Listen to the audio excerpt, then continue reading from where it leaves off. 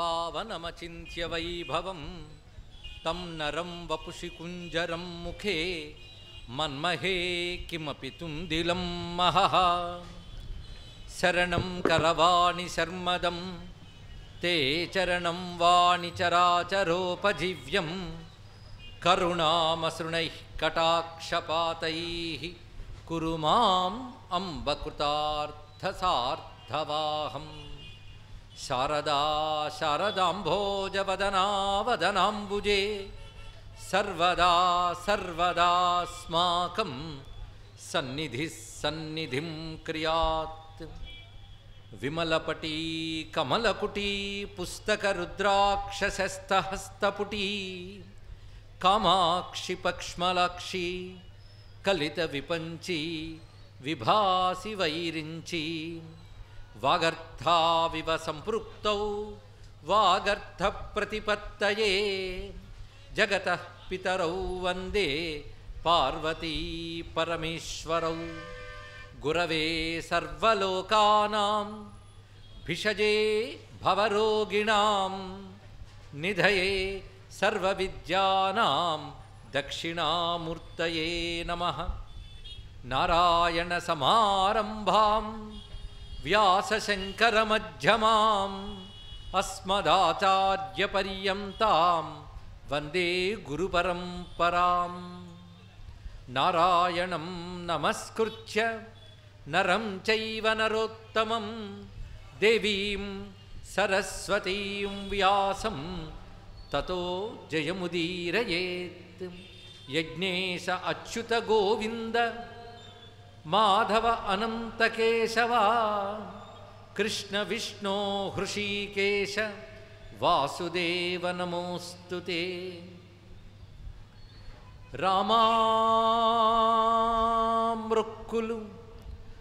रामामृक्कुलु नीदु नाममुनकुन् रम्यांघ्रि पद्मालकुन् श्रीमन्मंजुलमैन मेनिकी ధనుర్లీలా కళాకేళికిన్ నీ మర్యాదకు ధర్మనిష్టకు రసోద్వేలమ్ము నీ గాధకున్ ప్రేమన్నీ పరివారమంతటికి శౌరీ రామచంద్ర ప్రభు రామచంద్ర ప్రభు పుట్టెన్ వానరుడవుచు విక్రమ కళాస్ఫూర్తిన్ నృసింహుండుగా నట్టే దానవహంత వేగగతిలో నావయినతేయుండే తా చుట్టెన్ వేదములల్ల నశ్వముఖుడై శోకాబ్ధిలో నుండి పై పెట్టెన్ భూసుత నిట్టె క్రోడముగా ఆభీలోగ్ర పంచాస్యుడై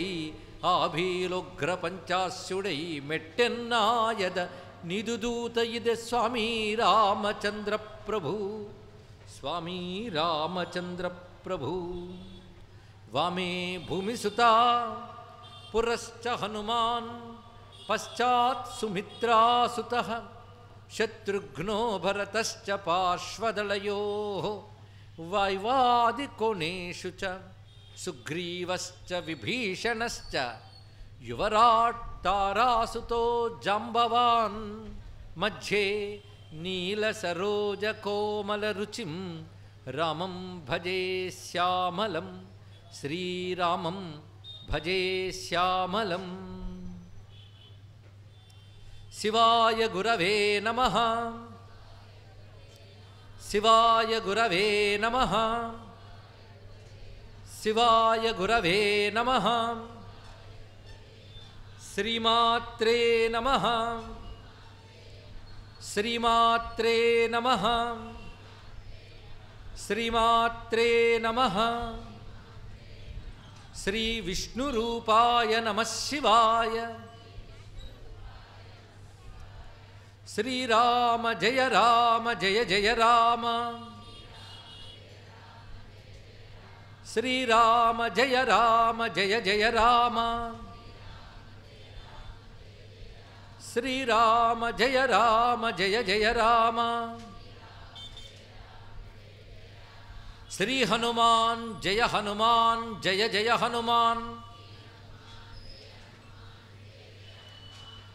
జాంబవత్ సుగ్రీవ హనుమత్ సీతా లక్ష్మణ భరత శత్రుఘ్న పరివార సమేత శ్రీ రామచంద్ర పరబ్రహ్మణే నమో నమః. పవిత్రమైన అశ్వత్థమూలంలో వెలసి అనుగ్రహిస్తున్న శ్రీ ఆంజనేయ స్వామి వారికి, ఆంజనేయ స్వామి వారి ఆరాధించే సీతారామ లక్ష్మణ పరబ్రహ్మమునకు నమస్కరించుకుంటూ ఈ పవిత్రమైన ఆలయ ప్రాంగణంలో ఇప్పటికి 93 ఏళ్లుగా ఈ ఉత్సవాలు జరుగుతున్నాయనే విషయం నిజానికి ఒక చరిత్రగానే కీర్తించాలి. తెలుగునాట గణనీయమైనటువంటి కీర్తించదగిన ఒక అద్భుతమైన ఘట్టం ఇక్కడ ఈ సన్నివేశం జరగడం. పైగా ఈ ఆలయ సమీపంలో ఈ రామనవరాత్రోత్సవాల్లో ఎందరో మహానుభావులు గతంలో ప్రసంగం చేశారు. వారు ప్రసిద్ధి చెందినటువంటి మహాత్ములు. తర్వాత కొన్నేళ్ల క్రితం ఇక్కడ రామకథని చెప్పుకునే భాగ్యం నాకు కూడా లభించింది. సుమారు 2 పర్యాయాలు లభించింది, నాకు జ్ఞాపకమే. అది జరిగి బహుకాలమైంది, సుమారు 7 ఏళ్లకు పూర్వమే జరిగింది. మళ్ళీ ఈ ఏడాది స్వామి సన్నిధిలో స్వామి కథ వినిపించే భాగ్యం నాకు లభించింది. అయితే ఇక్కడ ఉన్నటువంటి సన్నివేశం, ఆలయాలు 2 గొప్పవే, కానీ అప్పటికి ఇప్పటికీ 7 ఏళ్లలో రణగుణధ్వనులు అప్పటికంటే పెరిగాయి. అయితే ఏదైనా సరే రామధ్వన్నే వింటామని కూర్చున్న మీ ఏకాగ్రతను చూసి ఏకాగ్రత తెచ్చుకుని నేను కూడాను రామకర్ణామృతాన్ని ఈ 5 రోజులు వినిపించాలని సంకల్పించుకోవడం జరిగింది. హనుమత్ స్వామి ప్రధాన శ్రోతగా సీతారామ లక్ష్మణుల కృపతో చెప్తున్నటువంటిది ఈ రామకర్ణామృతం. అయితే రామకర్ణామృతం అంటే ఏమిటి అనే ప్రశ్న కొందరికి కలగవచ్చు. అసలు రామ అనేదే కర్ణామృతం. వినడానికి ఆనందం అనిపించేదాన్ని అమృతం అంటాం మనం. వినడానికి ఆనందం అయితే కర్ణామృతం, అలాగే ఆలోచించితే ఆనందం కలిగించేది మననామృతం, చూస్తే ఆనందం కలిగించేది దృశ్యామృతం. ఇలా ఎన్నైనా చెప్పుకోవచ్చు. రామకర్ణామృతం అంటే రాముడి గురించి ఏం చెప్పినా కర్ణానికి అమృతమే. అది రామనామం కావచ్చు, రామ కథ కావచ్చు, రామతత్వం కావచ్చు, చివరికి రామ కీర్తన కావచ్చు. రామ సంబంధమైన ఏ అంశమైనా వింటున్న కొద్దీ మనల్ని మైమరిచిపోతాం. లేకపోతే యుగాలి నాటి కథ ఇప్పటికీ కూడా కొత్తగా జరుగుతున్నట్టే అనేక మార్లు వింటూ ఉంటారు. ఒక్క భారతీయులు మాత్రమే కాదు, ప్రపంచవ్యాప్తంగా ఎందరెందరెందరో రామకథకి రామనామానికి ఉన్నటువంటి శక్తి. భగవన్నామములన్నీ మధురములే, అమృతప్రాయములే, మోక్షదాయకములే. కానీ రామ అనేటువంటి 2 అక్షరాల్లో ఉన్న మాధుర్యాన్ని అనుభవిస్తాం, కానీ ఇది అని చెప్పలేం. అది మంత్రశాస్త్రవేత్తలు, మునులు, ఋషులు అందులో ఉన్న మహిమని, రహస్యాన్ని చెప్పగలరు. ఏ రహస్యం ఉండడం వల్ల అది అందరినీ ఆ విధంగా మనస్సును ఆకర్షిస్తున్నదో. అసలు రామ అంటేనే సంగీతంలో ఉంటుంది. అలాంటి రామ అనేదే సంగీతంగా ఉంటుంది తెలిసినే సంగీత విద్యలో పరిపూర్ణులైన త్యాగరాజాదులు ఆ రామనామంతోనే సంగీతం గానం చేసి తరించిపోయారు. అది శబ్ద శ్రవణంలోని, పఠనంలోనూ కూడా మాధుర్యం ధ్వనించే ఒక నాదం ఉంది రామనామంలో. అలాంటి రామనామ విషయమై కర్ణామృతం అనే ఒక గ్రంథం ఉంది. ఇందులో రాముని యొక్క నామమహిమ, రూపమహిమ, చరిత్ర, లీలలు అన్నీ స్మరించబడతాయి. అంటే రామకర్ణామృతం చెప్పుకుంటే మళ్ళీ రామాయణం అంతటి గుర్తు చేసుకున్నట్లే అని భావించవచ్చు. కానీ ఇందులో కనబడుతున్న రామాయణం ఎలాంటిదంటే మంత్ర రామాయణం. మంత్రం అంటే భగవంతుని ఉపాసించేటువంటి విద్యను మనం మంత్రం అంటాం. రామ ఉపాసనకు కొన్ని శాస్త్రములు ఉన్నాయి. కేవలం రామాయణాన్ని కథగా చదివి గొప్ప కావ్యంగా భావించేవాళ్ళు చాలామంది ఉండవచ్చుగాక, కానీ ఏకైకం అక్షరం పుంసాం మహాపాతక నాశనం అన్నట్లుగా అందులో ప్రతి అక్షరము కూడా మహాపాతకాలను పోగొట్టగలిగేదని పరిశీలిస్తే రామాయణంలో కథానాయకుడిగా కనబడే రామచంద్రమూర్తి ఉపాస్యమైన పరమాత్మ స్వరూపం అర్థమవుతుంది. అది రామ సంబంధమైన వాంగ్మయం ఎంత ఉన్నది అని లెక్క కడితే ఒట్టి రామాయణాల లెక్కే 2000 పైన ఉన్నాయండి.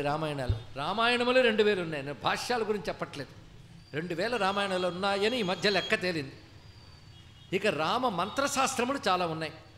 అది ఆ రహస్యములు రామ ఉపాసన చేసే పెద్దవాళ్ళకి తెలుస్తుంది. మంత్రశాస్త్రం అంటే కొంతమందికి అవగాహన కలిగి ఉంటుంది.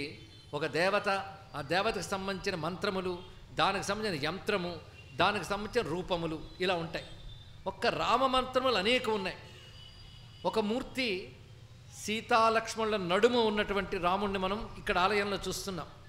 ఆ ప్రక్కన హనుమంతుల వారు లక్ష్మణుడి సన్నిధిలో కూర్చుని రాముని చరణాల చెంత కనబడతారు. ఇది ఒక మూర్తి. అదేవిధంగా పట్టాభిరామమూర్తి చాలామందికి తెలిసినటువంటిదే.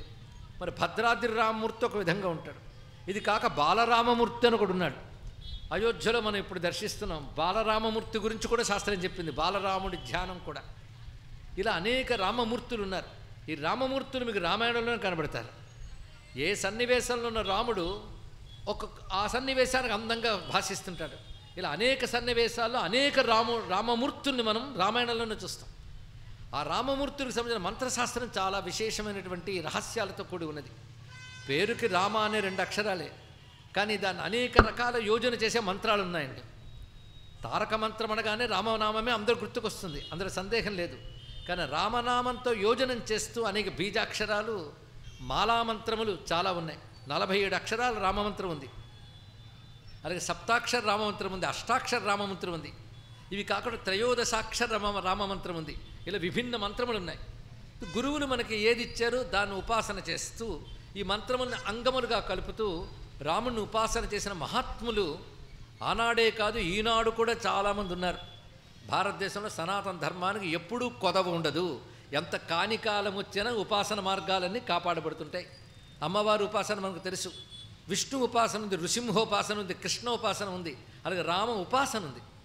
ఈ రామోపాసకులకి రాముడంటే కేవల మానవుడు కాదు, సాక్షాన్నారాయణుడే. ఈ రహస్యం వాల్మీకి తెలుసు. అది వాల్మీకి ఏం చేశాడంటే కావ్యంలా రాస్తూ మంత్రాలన్నీ లోపల లీనం చేశాడు ఆయన. ఎందుకంటే కావ్యంలో మంత్రాలు చెప్పరు, కావ్య సంప్రదాయం కాదు అది. అది పైన చూస్తే కథలా కనబడుతుంటుంది, కానీ ఆ శ్లోకాల్లోనూ ఆ సన్నివేశాల్లోనూ రామమంత్రములు, సీతామంత్రములు, హనుమన్ మంత్రములన్నీ దానిలో పెట్టాడు. అది రామాయణం అనేటువంటిది ప్రతి శ్లోకం ఒక మంత్రంగా మనకు కనబడుతుంది. అది వేదస్వరూపంగా భాషిస్తూ వేదవేద్యే పరేపుంసి జాతే దశరథాత్మజే వేద ప్రాచేతసాత్ ఆసీత్ సాక్షాత్ రామాయణాత్మన అనే మాట మనందరికీ తెలిసినదే. అలాంటి రామనామము, రామ రూపములు, రామ మంత్ర రహస్యాలు, రామలీలలు, ఆ లీలల్లో రాముని సౌందర్యము, రాముని యొక్క ఉదాత్తమైన గుణములు, అది కూడా చెప్పుకోవాలి కదా. లీలల్లో రామచంద్రమూర్తి ఉదాత్తమైన అనంత కళ్యాణ గుణముల్ని ప్రకటించాడు. ఆ గుణముల గురించి వింటూ ఉంటేనే ఆనందం కలిగిస్తుంది. మన మనస్సుకు సంస్కారం ఉంటే ఎవరి గురించైనా గొప్పతనం, గొప్ప గుణం వింటే ఆహా అని మనసు ఆనందిస్తుంది. ఒకరి గొప్ప గుణం గురించి వింటేనే మనకు ఆనందం కలిగిస్తే అన్ని గొప్ప గుణాల రాశి అయిన ఆ పరమాత్మని గురించి వింటే కలిగే ఆనందాన్ని వర్ణించగలమా? అలాంటి అద్భుతమైన గుణములను కూడా వర్ణిస్తూ నామవైభవ, రూపవైభవ, లీలావైభవ, గుణవైభవ, తత్వవైభవములు. ఇప్పుడు ఎన్ని చెప్పాం? నామవైభవ, రూపవైభవ, గుణవైభవ, లీలావైభవ, తత్వవైభవములు. ఈ 5ంటిని తీసుకుని అనేక రమ్యమైన మధురమైన శ్లోకాలలో రచించిన గ్రంథం ఉంది. ఆ గ్రంథం పేరు రామకర్ణామృతం అని. ఇది ఎవరు రచించారు అనే ప్రశ్న. అయితే ఇప్పటి వరకు దొరుకుతున్న దానిలో కొందరు సంప్రదాయవేత్తలు చెప్తున్నది ఆదిశంకర కృతము అని ప్రసిద్ధిగా చెప్తున్నారు. ఆదిశంకరాచార్యుల వారు దీన్ని రచించారు. అయితే శంకరులు రచించిన రచనల్లో ఆయన భాష్య గ్రంథములు చెప్పేటువంటి పరంపరల్లో ఇది కనిపించదు. కనుక శంకరుల కృతం కాదు అని కొందరు అభిప్రాయం, శంకరులే రచించారని మరికొందరు అభిప్రాయం. అయితే ఎవరి అభిప్రాయం ఎలా ఉన్నా శంకరులు రచించకపోయినప్పటికీ ఈ శ్లోకములు మాత్రం సామాన్యములు కావు. ప్రతిదీ సిద్ధమంత్రాల్లా భాషిస్తుంటాయి శ్లోకములు. ఈ శ్లోకాలు మనకెవరికి తెలియవు, ఇవాళ కొత్తగా వింటున్నాం అనిపించుకుంటున్నాం. కానీ ఇందులో కొన్ని శ్లోకాలు చాలామందికి తెలుసు, కానీ ఇందులో అని తెలియదు. ఉదాహరణకి ఇందాక నేను చదివినప్పుడు వేదవేద్యే పరేపుంసి జాతే దశరథాత్మజే నేను చదివినప్పుడు కొంతమంది చదువుతున్నారు లోపల. అంటే చాలామందికి తెలుసు ఈ శ్లోకం. ఈ శ్లోకం రామకర్ణామృతంలోది. ఇలాంటివి చాలా చాలా ఉన్నాయి. అలాగే మంగళం కోసలేంద్రాయ మహనీయ గుణాత్మని అని చెప్తూ వచ్చినటువంటి మంగళ శాసన శ్లోకములు ఏవైతే ఉన్నాయో అవి కూడా ఈ గ్రంథంలోనే ఆదిలో మనకు కనబడతాయి. ఇంకా ఎన్నో శ్లోకములు జానక్య కమలామలాంజలి పుటే యా పద్మరాగాయిత అని ప్రసిద్ధి చెందిన తలంబ్రాల వర్ణన ఉన్నదే, అది ఈ గ్రంథంలోనే మనకు కనబడుతున్నది. అదేవిధంగా వైదేహీ సహితం సురద్రుమతలే హైమే మహామండపే మధ్యే పుష్పకమాసనే శ్లోకం కూడా కొంతమంది పెద్దవాళ్ళకి తెలియచ్చు. అది కూడా ఈ గ్రంథంలోనే గోచరిస్తుంది. వామే భూమిసుత పురశ్చ హనుమాన్ అని స్వామి యొక్క పట్టాభిరామూర్తి వర్ణన కూడా ఈ గ్రంథంలో మనకు కనబడుతున్నది.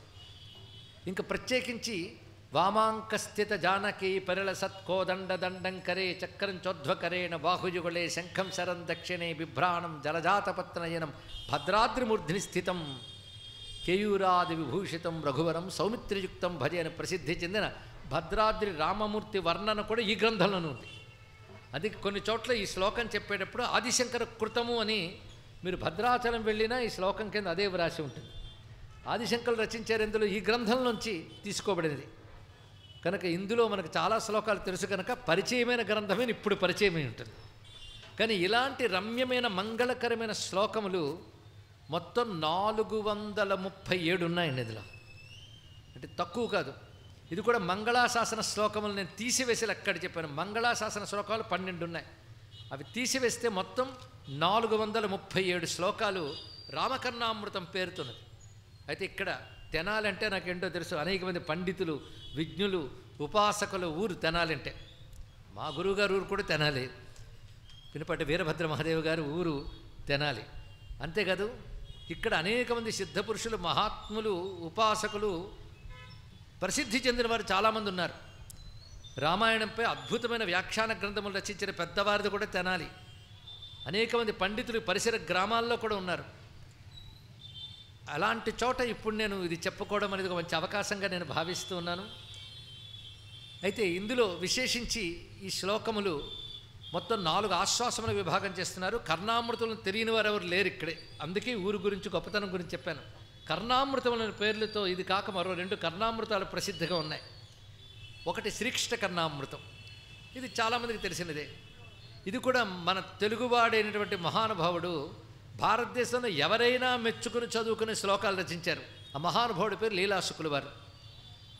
అసలు ఆయన పేరు బిల్వమంగళుడని, తర్వాత లీలాశుకులుగా ఉన్నారని ఆయన శ్రీకృష్ణ కర్ణామృతం అనే అత్యద్భుతమైన గ్రంథాన్ని 360 పైచిలుకు శ్లోకాలు రచించారు. అందులోనే కస్తూరి తిలకం లలాట పలికే కరారవిందేన పదారవిందం ఒకటేమిటి. ఈ శ్రీకృష్ణ కర్ణామృత శ్లోకములు ఒకప్పుడు గోదావరి సీమలో గానం చేస్తుంటే చైతన్య మహాప్రభు వస్తూ ఆ శ్లోకములు విని మూర్ఛితులై తర్వాత లేచి ఆ శ్లోకములు నేర్చుకుని తను గానం చేస్తూ పరవశించి వెళ్ళి అవి తన శిష్యులకు నేర్పారు అని చెప్తారు. అంత ప్రసిద్ధి చెందినవి శ్రీకృష్ణ కర్ణామృతం. మరొక గ్రంథం ఉంది, అది ప్రసిద్ధిగా చాలామందికి తెలియకపోవచ్చు, కానీ దానిపై శివకర్ణామృతం అని చెప్పబడుతుంది. ఈ కర్ణామృతం రచించింది ఎవరైంది మీమాంస దీనిలాగే. అది భరద్వాజ ముని కృతం అని ఉన్నది. కానీ పండితులు పరిశోధించి తేల్చింది ఏంటంటే అది అప్పయ్య దీక్షితుల వారు రచించారు. ఆయన గోత్రం భరద్వాజ గనక గోత్రనామంతో రచించారు అని. వారు రచించే 104 గ్రంథాల్లో శివకర్ణామృతం అనే పేరుతో ఒకటి ఉంది. గద్యలో అది కనబడుతుంది. అది కానీ ఇది కాదండి అని కొందరు అది కూడా వాదన చేశారు. కానీ ఆ గద్యలో ఉన్నదానికి అప్పయ్య దీక్షితులు పెట్టిన పేరు శివతత్వ వివేక నిర్ణయం అని పెట్టారు. కానీ శివకర్ణామృతం అప్పయ్య దీక్షితుల వారు రచించారని భావించిన తప్పేం లేదు. కనుక 2 కర్ణామృతాలు అయ్యాయి. 3వ కర్ణామృతం రామకర్ణామృతం. అయితే కృష్ణకర్ణామృతం కంటే ప్రాచీనమైనది రామకర్ణామృతం అని తెలుస్తున్నది. కనుక రామకర్ణామృతం కృష్ణకర్ణామృతం అనంతరచన శివకర్ణామృతం. అయితే కృష్ణకర్ణామృతానికి శివకర్ణామృతానికి చాలా పోలికలు ఉన్నాయి. అందులో శ్లోకాలు మాదిరిగానే శివకర్ణామృతం నడుపబడుతుంది. అంటే కృష్ణుడికి అంత కర్ణామృతం ఉంది కదా, నేను శివుడి కోసం అలా రచిస్తానని మహాశివభక్తుడు ఎవరో సంస్కృతంలో అంత రమ్యంగా రచించారు శివకర్ణామృతం. అది అప్పయ్య దీక్షితులు అయినా కాకపోయినా అది గొప్ప గ్రంథమే. ప్రస్తుత గ్రంథం 3వ కర్ణామృతం రామకర్ణామృతం. అంటే కృష్ణ శివ రామ ముగ్గురికి కర్ణామృతాలు ఉన్నాయి. ఏవైనా మనకు కర్ణామృతమే, మనకు భేదం లేదు బాధ లేదు కనుక అన్నీ కర్ణామృతాలే. అయితే ఇప్పుడు మనం ఈ రామోత్సవాల్లో రామకర్ణామృతం ఆధారంగా రాముని గురించి కర్ణామృతంగా విందాం. ఈ శ్లోకాలను ఆధారం చేసుకుని 437 శ్లోకాలు చెప్పుకోకపోయినా ప్రధానమైన శ్లోకాలేవి విడవకుండా రామ అనుభూతి కోసం మనం చెప్పుకుంటున్నాం. మళ్ళీ చెప్తున్నాను, రామానుభూతి కోసమే ఈ ప్రవచనం. నాకు మీకు కూడా వక్తగా ఇక్కడ కూర్చున్నా ఇవి చెప్పుకుంటూ రామానుభూతి పొందుదామని నా తపన, వింటూ రామానుభూతి పొందాలని మీ యొక్క లక్ష్యం. అందుకేగా ఇక్కడికి వచ్చి మనం కూర్చున్నది. ఆ రామానుభూతికి ప్రయత్నిస్తూ కర్తలెవరో వారికి నమస్కారం చేసుకుందాం. ఆదిశంకరులే అయితే సరే, ఇంకెవరైనా సరే శంకరులతో సమానమైనటువంటి మహా ఉపాసకుడు సిద్ధపురుషుడని మాత్రం చెప్పడానికి వెనుకాడనక్కర్లేదు. ఈ గ్రంథానికి తెలుగులో పద్యానువాదం ఉంది. కృష్ణకర్ణామృతం కూడా ఉందండి. దీనికి కూడా తెలుగులో పద్యానువాదం. ఇది ఏ కాలందో తెలియదు, చాలా ప్రాచీనం. మరీ ప్రాచీనం కాదు కానీ కొన్ని శతాబ్దాల క్రితంది. అది రచించిన ఆయన పేరు సిద్ధకవి. ఆయన చిట్ట చివరి శ్లోకంలో ఆ అనువాదం చేసిన తర్వాత తాను స్వయంగా ఒక పద్యం రాశారు తెలుగులో. ఆ పద్యం ఒక్కసారి చదివి అది ప్రారంభం చేసుకుందాం. శివసామ్యుండగు ఆదిశంకరులు మున్ శ్రీరామ కర్ణామృతం భవనిన్ సంస్కృతమెర్పరించే అది మోక్షాపేక్ష చేకూరు వంశవరాబ్ధీందు ప్రసిద్ధ సిద్ధకవినే శ్రద్ధం తెనింగించి రాఘవ పూదండగనిచ్చినాడగును మాకల్పంపుగా సత్కృపన్ అని ఆ సిద్ధకవి అని ఆయన ఈ పద్యం రచించారు. ఈ పద్యంలో భావం ఏంటంటే, ఆదిశంకరులు రామకర్ణామృతాన్ని సంస్కృతంలో రచించారు. దాన్ని నేను తెలుగులో రచించి శ్లోకాలను పువ్వుల దండలా చేసి నీకు సమర్పిస్తున్నాను రామా అని రామాంకితం చేశారు. దీన్ని బట్టి ఆ సిద్ధకవి ఇది ఆదిశంకర కృతమే అన్నారు. అనడమే కాదు, ప్రేమగా ప్రతి శ్లోకాన్ని ఆయన ఆస్వాదించి అనుభవించి అందమైన తెలుగు పద్యాల్లో రచించారు. మరి ఆయన శంకరకృతం అన్నప్పుడు అలా విశ్వసించేవారు కొందరు ఉన్నారు గనక, మన గురువుగారు ఆదిశంకరులు గనక గురుకృతమైనటువంటి జగద్గురుకృతమైనటువంటి రామకర్ణామృతంగా మనం భావన చేసుకుంటూ కర్ణామృతంలో ప్రవేశిస్తున్నాం. ఇందులో శ్లోకములన్నీ రకరకాల ఛందస్సులు, అంటే సంస్కృత వృత్తములు, వివిధ వృత్తములతో కూర్చబడినాయి. చిన్న చిన్న వృత్తాలు ఉన్నాయి, పెద్ద పెద్ద వృత్తాలు కూడా ఇందులో కనబడుతున్నాయి. అలాంటి ఈ గ్రంథములో ప్రథమ శ్లోకం చెప్పుకుంటున్నాం. శ్రీకారంతో మొదలైంది. శ్రీరామం త్రిజగద్గురుం సురవరం సీతామనోనాయకం శ్యామాంగం శశికోటికాంతవదనం చెంచత్కళాకౌస్తుభం సౌమ్యం సత్వగుణోత్తరం సుసరయూతీరే వసంతం ప్రభుం త్రాతారం సకలార్థసిద్ధి సహితం వందే రఘూణాం పతిం. ఈ శ్లోకములు కాస్త చదువుకోగలిగే శక్తి ఉండాలి, కానీ ఏకాంతంలో ఆనందంగా చదువుతూ ఉంటే రాముడు హృదయంలో కనబడతారండి. అంత మధురంగా ఉంటాయి శ్లోకాలు. ఇది అనడానికి వినడానికి కూడా బాగుంటాయి, అంత మధురంగా. ఈ పదముల యొక్క పోహళింపు అంత సొగసుగా ఉంటుంది. చిత్రం ఏంటంటే రామ తారక నామమే ఇందులో ప్రథమ శబ్దం. శ్రీరామం అన్నారు ఇక్కడ, అంటే శ్రీరాముని, అంటే శ్రీరామ అని ప్రారంభించారు. అసలు రామ అనే ద్వ్యక్షరమే తారకం అని మనకి మంత్రశాస్త్రం చెప్తుంది. రామ రహస్యోపనిషత్తునికి ఉపనిషత్తు ఉంది. అదేవిధంగా రామ తాపినీయోపనిషత్తును మరొక ఉపనిషత్తు ఉంది. ఇవి అధర్వవేద సంబంధమైనవి అని పెద్దలు చెప్తుంటారు. అష్టోత్తర శత ఉపనిషత్తుల్లో ఈ ఉపనిషత్తులకు స్థానం ఉంది. రామరహస్యోపనిషత్తు పెద్దదే, అంతకంటే పెద్దది రామతాపినీయోపనిషత్తు. ఇవి మంత్రశాస్త్ర సంబంధమైన ఉపనిషత్తులు తాపినీయోపనిషత్తులు ఉంటాయి. నృసింహ తాపిని ఉంది, గోపాల తాపిని ఉంది, గణేశ తాపిని, ఇలాంటివి మంత్రశాస్త్ర సంబంధమైన అంశములు. ఇవి వేదాంతమైన ఉపనిషద్వాక్యాలతో కూర్చబడతాయి. అంటే ఉపాసనాపరంగా బ్రహ్మమును తెలుసుకునేవి ఈ ఉపనిషత్తులు. విచారణాపరంగా తెలుసుకునే ఉపనిషత్తులు ఈశావాస్యోపనిషత్తు, కేనోపనిషత్తు, కఠోపనిషత్తు, ఇవన్నీ కూడా విచారణ రూపంలో చెప్పేది. ఇది ఉపాసన రూపంలో చెప్తుంది. ఇందులో ఏది గొప్పది? ఉపాసన గొప్పదా, విచారణ గొప్పదా అంటే ఉపాసన లేని విచారణకి బలం ఉండదు అన్నారు ఇక్కడ. కనుక సగుణ బ్రహ్మమును ఉపాసన చేస్తాం, నిర్గుణ బ్రహ్మం గురించి విచారణ చేస్తాం. అని నిర్గుణ బ్రహ్మమునకు జ్ఞేయ బ్రహ్మం అని పేరు, సగుణ బ్రహ్మమునకు ఉపాస్య బ్రహ్మము అని పేరు. నిర్గుణ బ్రహ్మం ఎప్పుడు ఒకటే, రెండేసి మూడేసి లేవు, ఒకటే బ్రహ్మము.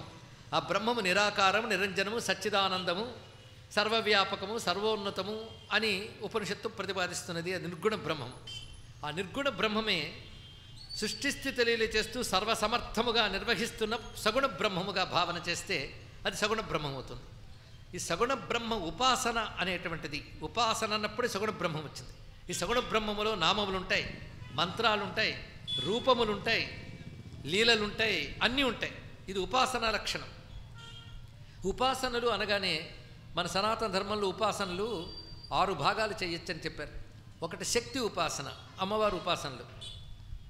రెండవది శివోపాసన, శివ సంబంధమైన ఉపాసనలు ఉన్నాయి.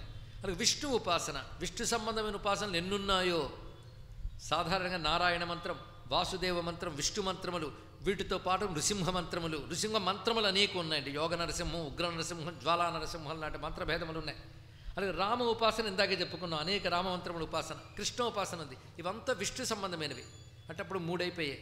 4వది సూర్య సంబంధమైన ఉపాసనలు, సౌర ఉపాసన, సూర్యుని మంత్రములు, సూర్యోపాసన, అదొక పద్ధతి. ఇక 5వది గణపతి, గణపతి ఉపాసన. అది అనేక విధాలైన మంత్రాలతో పెద్ద శాస్త్రమే ఉంది దానికి.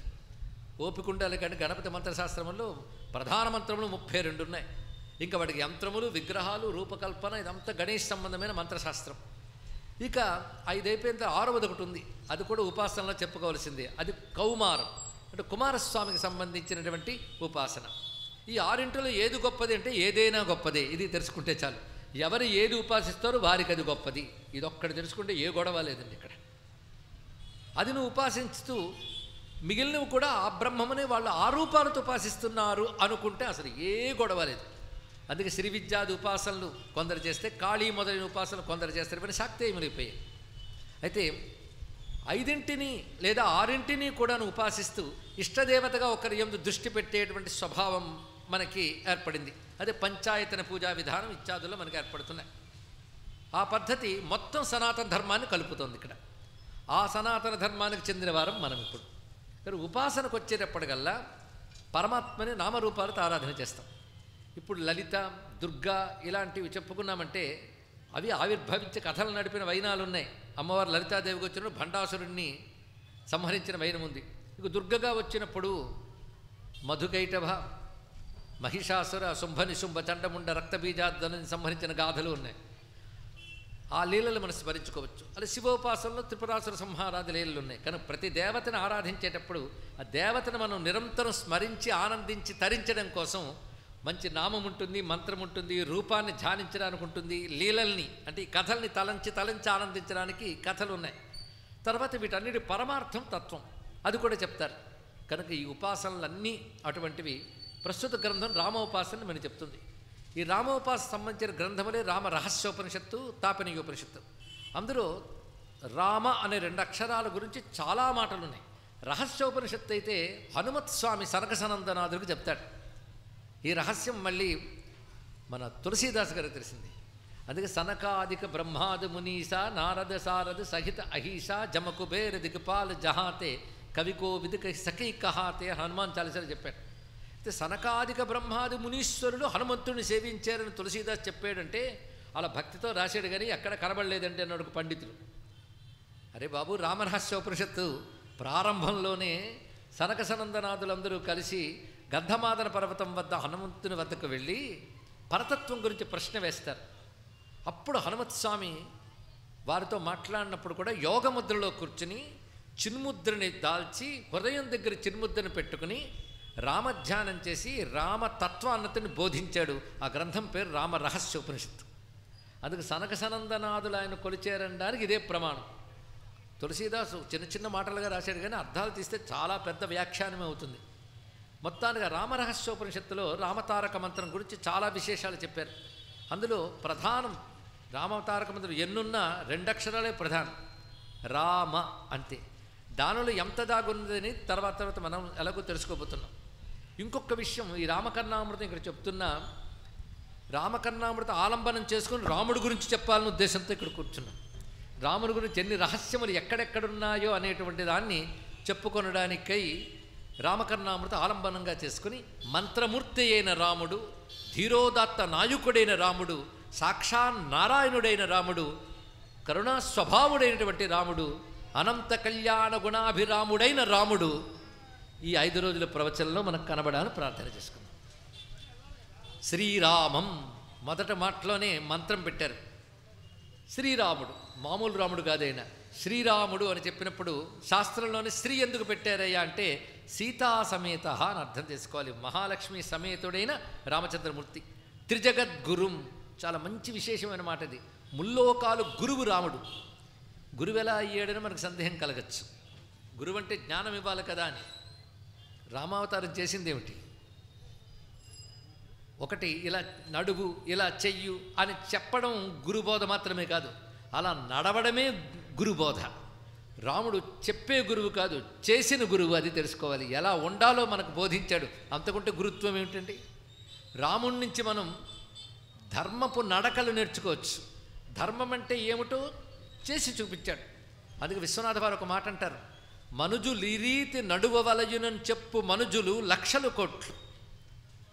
ఇలా మనుషులు ఉండాలి అని కబుర్లు చెప్పేవారు లక్షలు కోట్లు దొరుకుతారు. కానీ నడిపించువాడు లేడు. మహితము సృష్టి చిన్ననాటి నుండి ఒక్క శ్రీరాఘవుడు తక్క అన్నారు. ఇలా నడిపించిన వాడు ఎవరండి? శిక్షా గురువు అంటారు ఇటువంటి వారిని.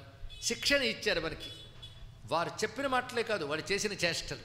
ఈ కోణంతో మీరు రామాయణం చదివితే రాముడు ఎలా ప్రవర్తించాలో ప్రవర్తించాడు. ఆ ప్రవర్తించిన తీరు చూస్తే అది పాఠమైంది.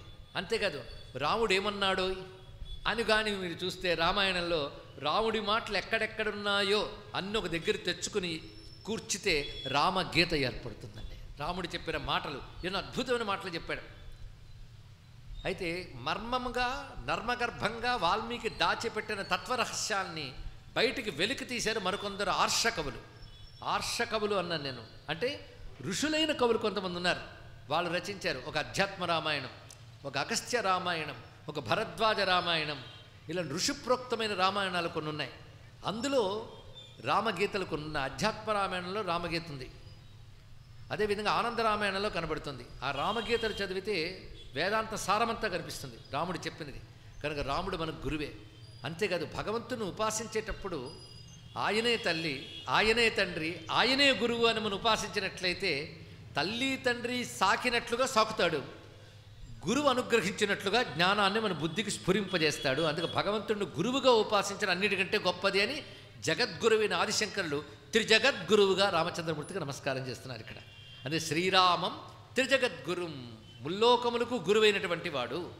అందుకే లోకానికి ధర్మం అంటే ఏంటో చెప్పడానికి వచ్చి ఆ ధర్మపానలో తన యొక్క తత్వ దృష్టి నుంచి ఎప్పుడు చ్యుతం కాకుండా ఉన్నాడు రామచంద్రమూర్తి.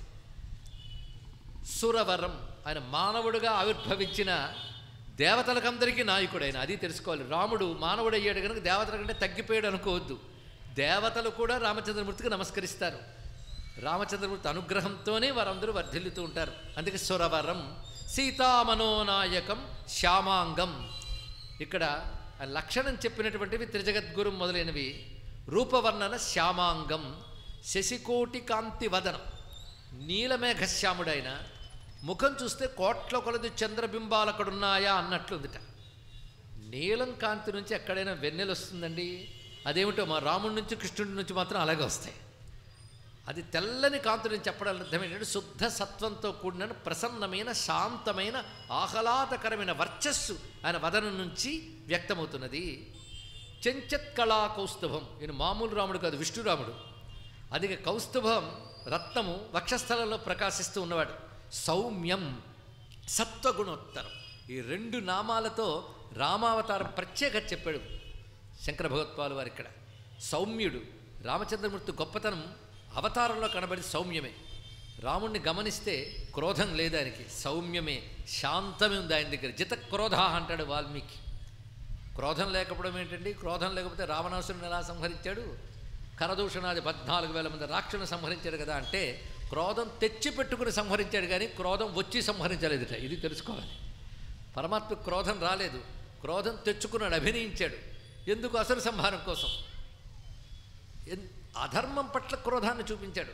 స్వభావతః సౌమ్యుడు, పైగా సత్వగుణ ఉత్తరం. ఉత్తరం అంటే శ్రేష్టం. సత్వగుణంలో మిక్కిలి గొప్పవాడు. ఎందుకంటే ధర్మము జ్ఞానము సత్వగుణాన్ని ఆశ్రయించుకుంటాయి. ఇది తెలుసుకోండి. ఇక్కడ నాకు ధర్మం మీద రుచి కలగలేదు, జ్ఞానం చెప్తే అర్థం కాలేదంటే సత్వగుణం లోపల లేదని అర్థం. ఎంతో కొంత సత్వగుణం ఉంటేనే ధర్మం మీద బుద్ధి ఏర్పడుతుంది, జ్ఞానం ఒంటికి పడుతుంది, మనసుకు పడుతుంది. కానీ సత్వగుణం లక్షణమే ధర్మజ్ఞానాలు. శాంతము, ఇవన్నీ సత్వగుణ లక్షణములు. కనుక ధర్మం స్పృహ సత్వగుణం ఉన్నవాడికే కలుగుతుంది. అందుకే మనం సత్వగుణం తెచ్చుకుంటూ ఉండాలి. ధర్మమే సత్వగుణంతో కూడినది.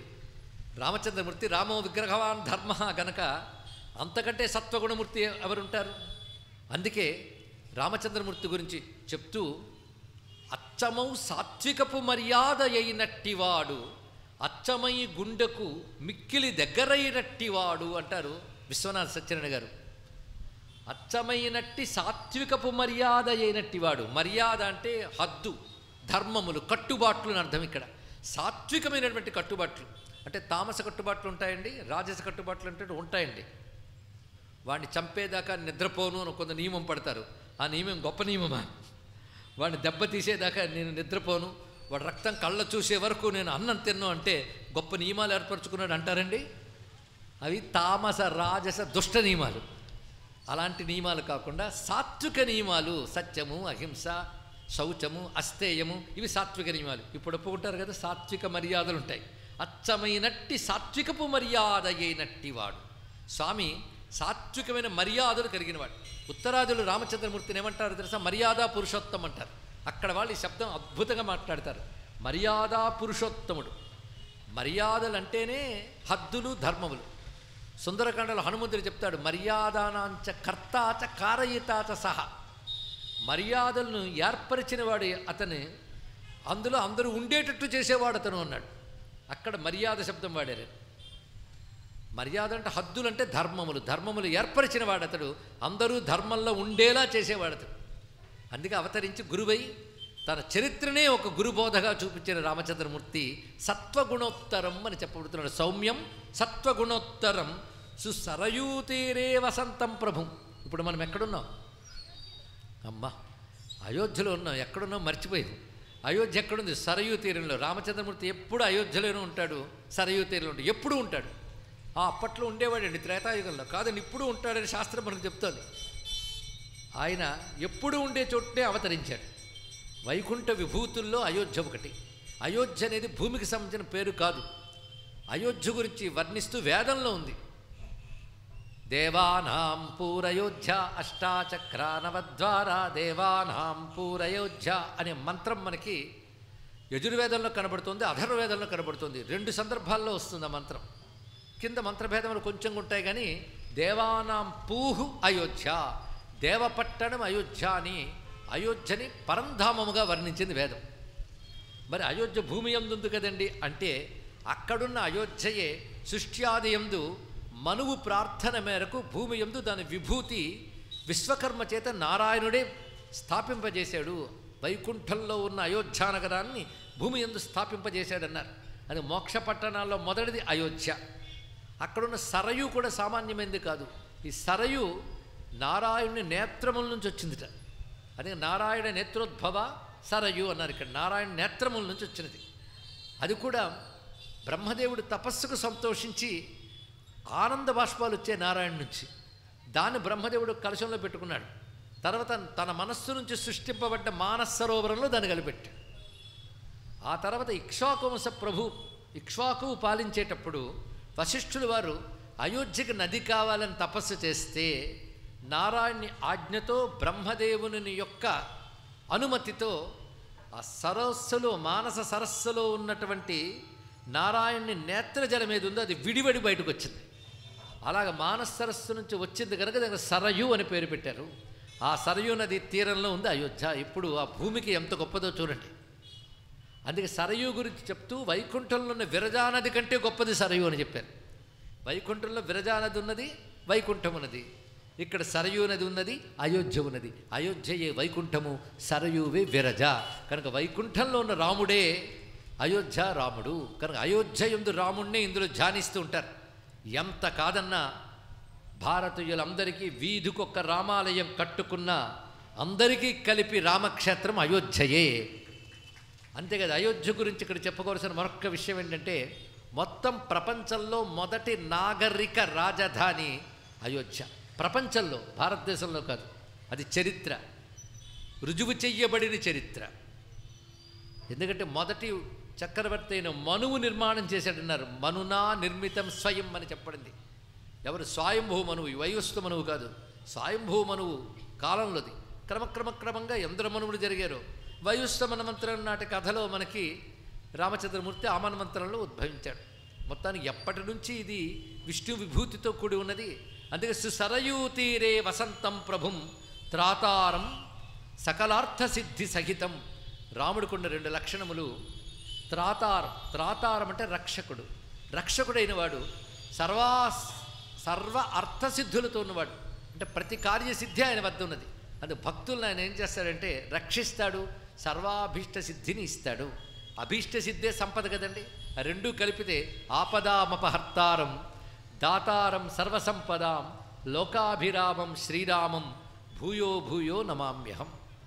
విన్నపం ఏంటంటే ఇది మామూలు శ్లోకం కాదు, మహామంత్రం. ఇది కూడా మంత్రశాస్త్రంలోది. ఇది ప్రయోజనం ముందే చెప్తున్నారు. ఆపదాం అపహర్తారం దాతారం సర్వసంపదాం. ఈ రెండు తీసుకుంటే త్రాతారం సకలార్థ సిద్ధి సహితం వందే రఘూణాం పతిం. రఘువంశంలో ఉద్భవించినటువంటి ప్రభువునికి నమస్కారము. మనకు రమ్యమైన శ్లోకంలో రాముని యొక్క రూపవర్ణన, నామము, గుణవైభవము, తత్వము అన్నీ చెప్పాడు ఒక్క శ్లోకంలో. చూడండి, అటువంటి శ్లోకంతో మనం ప్రారంభించుకుంటూ ప్రసిద్ధి చెందిన మరొక శ్లోకం చదివి ఊరుకుంటాను, మీకు తెలిసిందే, అది కూడా రామకర్ణామృతంలోదే. శ్రీరాఘవం దశరథాత్మజమప్రమేయం సీతాపతిం రఘుకులాన్వయ రత్నదీపం ఆజానుబాహుమరవిందదళాయతాక్షం రామం నిశాచర వినాశకరం నమామి. ఇందులో కథ ఎంత చక్కగా చెప్పబడిందో చూడండి. రామాయణం అంతా క్లుప్తంగా ఉంది, కట్టే కొట్టే తెచ్చే అంటారే. ఒక్క శ్లోకంలో కూడా రామకథ చెప్పచ్చుంటున్నాడు. మొదట దశరథాత్మజం, దశరథుని పుత్రుడిగా పుట్టాడు. దశరథు పుత్రుడు కనుక ఇంతవాడే అనుకోవద్దు, అప్రమేయం, కొరత కందినవాడు. తర్వాత కథలో సీతాపతిం, సీతాపతిగా అయ్యి రాఘవుల ధర్మాన్ని నిలబెట్టాడు. అందుకే రఘుకులాన్వయ రత్నదీపం. ఆ రూపం ఎలా ఉంది? ఆజానుబాహం అరవిందదళాయతాక్షం. చేసిన పని ఏమిటి? నిశాచర వినాశకరం. అదే కదా రామాయణంలో చివర రాక్షస నాశనం చేశాడు. అంటే మొదట దశరథుడికి పుత్రుడిగా పుట్టడం, సీతమ్మని చేపట్టడం, రావణ్ణి సంహరించడం, 3 అంశములు చెప్పి రామాయణ ప్రధాన ఘట్టాలు చెప్తూ ఈ శ్లోకాన్ని అందించారు. అది రామకర్ణామృతం చదువుకుంటూ వెళ్తే అనేక మార్లు రామాయణం చదివినట్టు ఉంటుందండి. అది ఓ మహానుభావుడు అన్నాడు, కొన్ని 10 సార్లు రామాయణం చదివినటువంటి ఫలితము మన రామకర్ణామృతం చదివితే లభిస్తుంది అని మాటలో చెప్పారు. కనుకనే ఇప్పుడు ఈసారి రామాయణం చెప్పుకోలేదు అనుకోవద్దు, అనేక మార్లు రామాయణం చెప్పుకుంటున్న రామకర్ణామృతం ఆధారంగా.